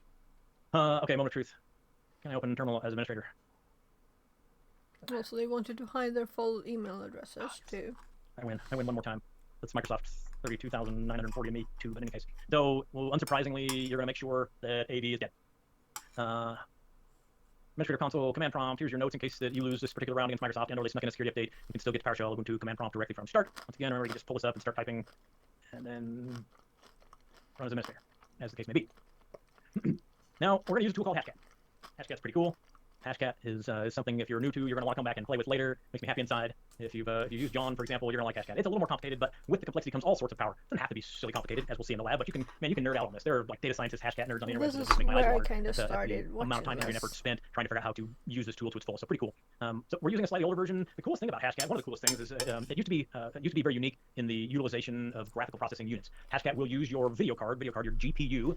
It's looking for a discrete GPU, meaning not onboard, built into your motherboard, to take advantage of the functionality that, oddly enough, is basically made to do functions and features in rendering video and rendering graphics that also just work beautifully when it comes to repeated calculations for password guessing.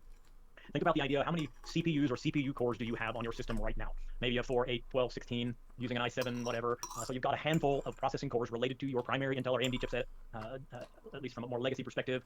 If you have a GPU, a discrete GPU, something like a modern rendition of an NVIDIA GT 4000 series has somewhere just north of 6,400 CUDA cores. 6,400, I think it's 6,440 something-ish CUDA cores that are specifically designed to do complex math calculations. 6,000 plus. Holy biscuits. That's huge. That's insane. And we can leverage, Hashcat can leverage that functionality to do monumentally quick password guessing. We're way beyond 300 baud modems. Yeah, there you go, 10,000. I had no idea, honestly. I knew it was a lot, but only recently did I fall on my chair when I realized we're talking about thousands and thousands of CUDA cores and some other specific cores, but CUDA specifically designed for the complex math calculations.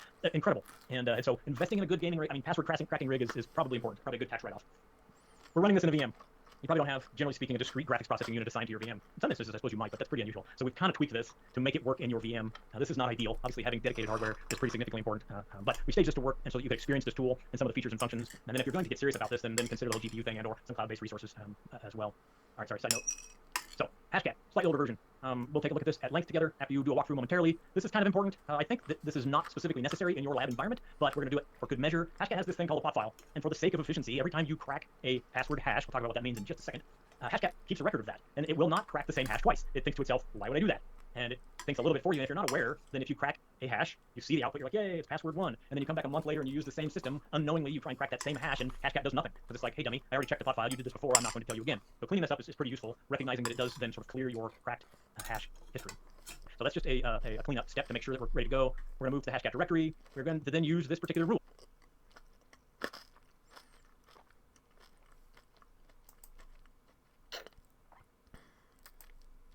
So let's move this one up. And password cracking is the current one. So we're going to have a million ones. What I was thinking was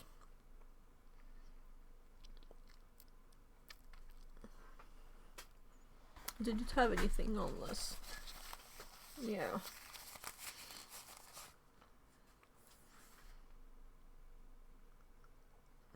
So this is just a CD. So remove all old password is kind of interesting. And I don't have this in my Hashcat notes, I believe. I'm sure. So in case we would ever want to do that, so hashcat will be on,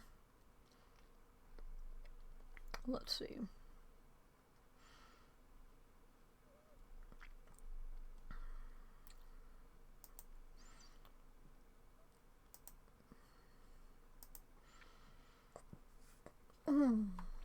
I have more notes on other places, unfortunately. There's a bit of a mess somewhere, some places. So there. Put pod file. R. So old correct passwords. It won't redo correct ones. There. There's a food between me and the keyboard. That's my excuse for mistyping things. So yeah, so we have lots of stuff here, Bill.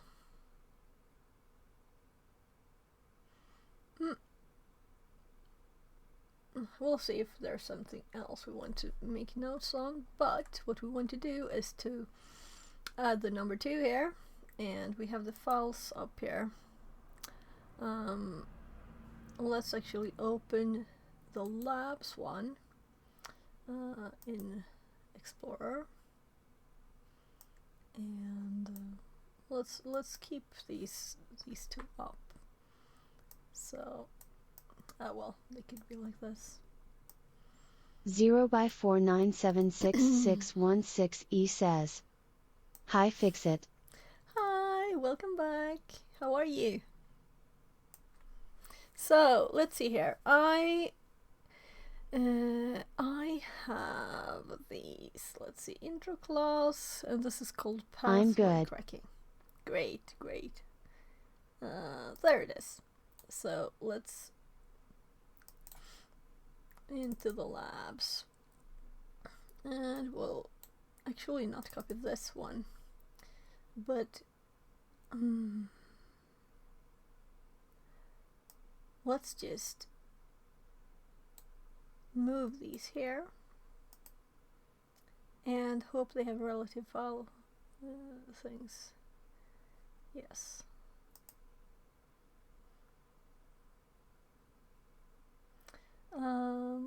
Let's actually compare these files. Yeah, they're the same.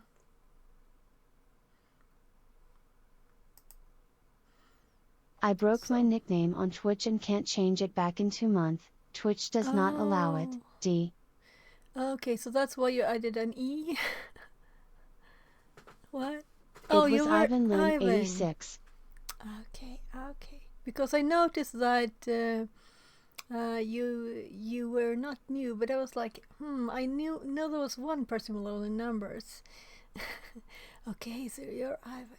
Welcome back, Ivan. Now I know who you are a bit more. Right, so we have just copied this in here. We can rename it in here too. Now it hex UTF-8. Oh.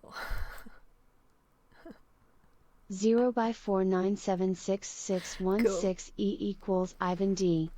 Translated from Italian. Cool. So this is the current lab that he's doing here. The images are not found, meaning where are the links? So this one has it and this one doesn't.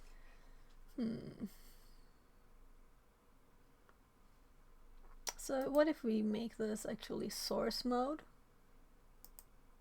So I'm very interested in why this happened, because we moved these in here too, the images, and there should be no, I changed the wrong one. This is the one. Okay, so I changed the name of the wrong one. Let's do 0 for this one so I don't do that again. I was like, what? This is odd. So this one has broken links, right? So the only thing, why don't they work, by the way? Because this one is attachments clipboard. And what about the links in this one? Oh, they're probably working. I just switched mode to see the source mode. So now they're working. I was like, why are they not working? They were. They were. Good, good. So we have the automatic, the lab here, so we don't have to make notes on it, which is nice. And now we can make a link from this document to the lab. So we just do password cracking there. So we have a nice link to the lab.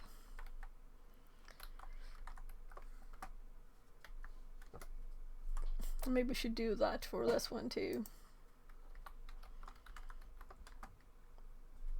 There. Alright, how was the format here? There's a pipe between the name. This works. And there's a pipe too. Yeah, so I think I made parentheses once, and that's not necessary then, because we can just make a pipe. Good, good. So let's continue looking. And I will finish my food too. So today I noticed this actually 2 days ago when I was checking who was online on Twitch. I noticed that this Antosyphon training, which is only Antosyphon on Twitch, was online. And I noticed this course, and I kind of hopped in at about this time. It is a 4-day course, 4 hours each day, and it's, I don't need to know more about Hashcat, I think, but there's lots of like blue stuff that I don't know, and I really need to know more about MITRE, and yeah. So I'm learning stuff from this, which is good. So let's continue, and also it's good to watch a video while I'm eating. And perfect the timing. command, sorry, we're going to execute hashcat. We're going to define the Only one curly attack fly type. left. We're going to define the hash value. We're going to do a straight attack here. This is the one thing that if you've used some others, like if you use John is super simple, super easy. When we're using hashcat, we actually have to tell hashcat what kind of hashes we're giving it. So this is a little bit of extra effort. You will learn how to do this. The help that's built in, which we'll look at when we walk through together, is fantastic. They have a great website of resources. So you'll see this as we go through this process. We're going to start with NT hashes, which is TAC M1000. We don't have to use rules, but rules are ways to mangle words. So in this case, we're going to use incisive leet speak rule. And this is where you can get all nerdy and geeky and write your own rules. And what rules do is, if I give hashcat a dictionary word, let's say, why don't you try password? Then the rule will mangle that. And what I mean by mangle is it will say, okay, you gave me the word password all lowercase. I will try password with an uppercase P. I will then try password with an uppercase P followed by an @ symbol instead of an A. Then I will substitute the O for a 0. You get the idea. So we can build out these complicated rules, which are very cool. That can extend our dictionary list significantly with very little effort.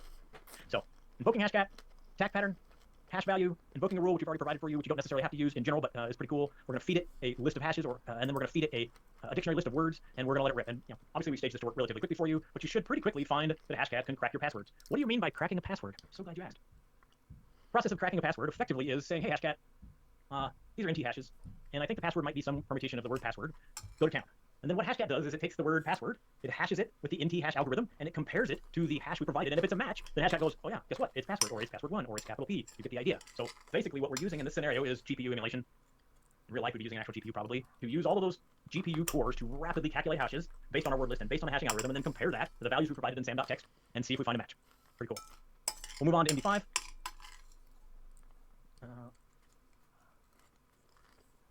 Sorry, one more configuration check. Come back to him. Move on to MD5, go through effectively the same process. You'll notice that this is different, of course, because we're defining a different hash type. And again, this shouldn't take too long. I had just a tiny bit of trouble in my VM with that last portion finishing. I had to actually Control C at the end, escape a little bit, so you might have to play around, but it should work. It should work all right. And okay, so I think we're doing pretty well on time. Let's yeah, this is not terribly lengthy. So I think we've got 20 minutes on the clock. I think that'll give you enough time to step through this and get a little bit of a break in. And then once we come back, we'll do a slow walkthrough of this lab together. And then I think, again, if all works right in the world, we'll have a little bit extra time for some Q&A, or if you want to revisit an earlier lab or play with something else up till the 4 o'clock hour while we still have some support, we can probably accommodate that. So let's jump into this lab. We'll put 20 minutes on the clock, and we'll come back together and walk through it slowly as a team in just a bit.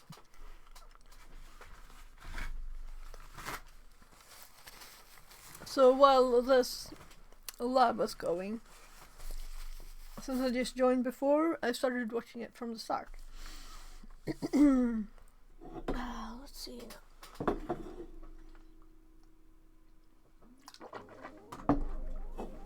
Oh. Yeah, so let's actually not do this lab. He will go through it again here at the end, as he did with the previous one. But before we start it again,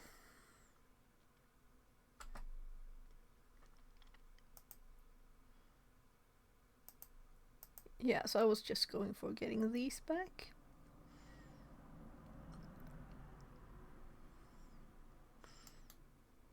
So what's this? This is one of the people from this place. They've been talking in chat for 20 minutes here that we missed. Might be good links. There are so many images in their chat.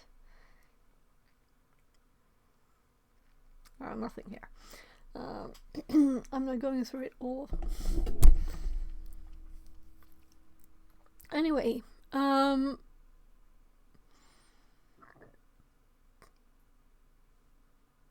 is there anything else I want to do? I'm thinking that how many of these do I really have up now?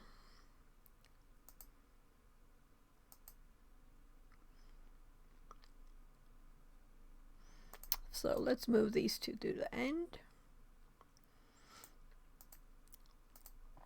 So that's one of them again. We'll have to do this too. Let's see, what time is it? 12:48. My kids just got lunch. Let's of course. There's not much more on this one. So recently I registered on Treehack'em. Probably I'll try to do some stuff as well. If I have enough time, I'll buy a subscription. Yeah, and of course start with the free stuff before.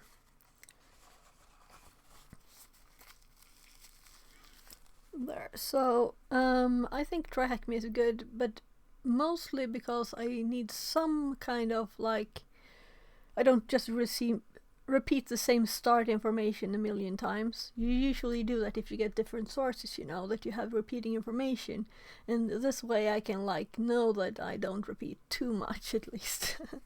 So that's kind of nice to stay at one place. So but when I've done this, like the pause here, then I'll probably, I don't know if I'll try hack the box too, or what I'll do, but definitely I'm going to continue. I just started with Portswig. I did one stream where I did this at the end, and it was very like simple, learn, not hard things, but still you learn, you know, simple problems that you just had hints from the text before. So that was nice, and I think it's all free.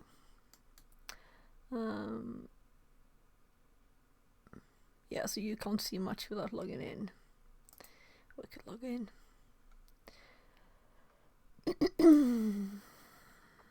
Yeah, I shouldn't have used that email address. I just made another one. I have a com address now. Fixit42.com.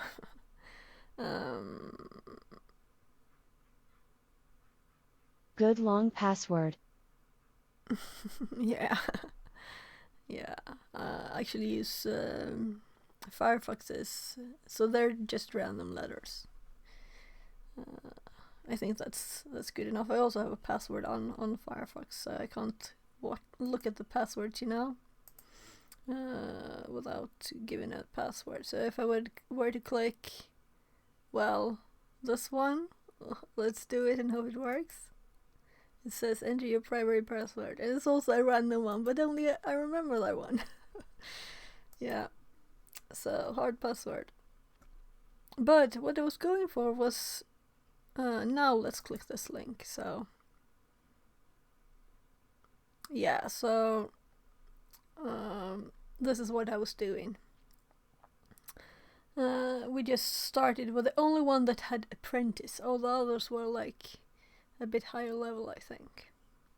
And they have several paths here. And I think this is all free. So I did the apprentice one first. Yes, I've started using random passwords as well, because my email and passwords were leaked from some accounts. Yeah, I've had that too. I think it was maybe LinkedIn long ago.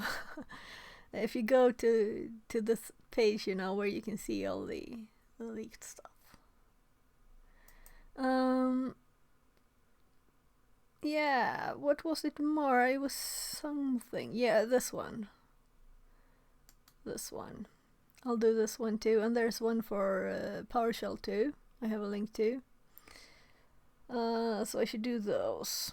And those are all free. So I'll go through that. Maybe that's easy. I don't know. It's supposed to be Bash, I think. I don't know. I haven't looked at it yet. So let's at least do this one.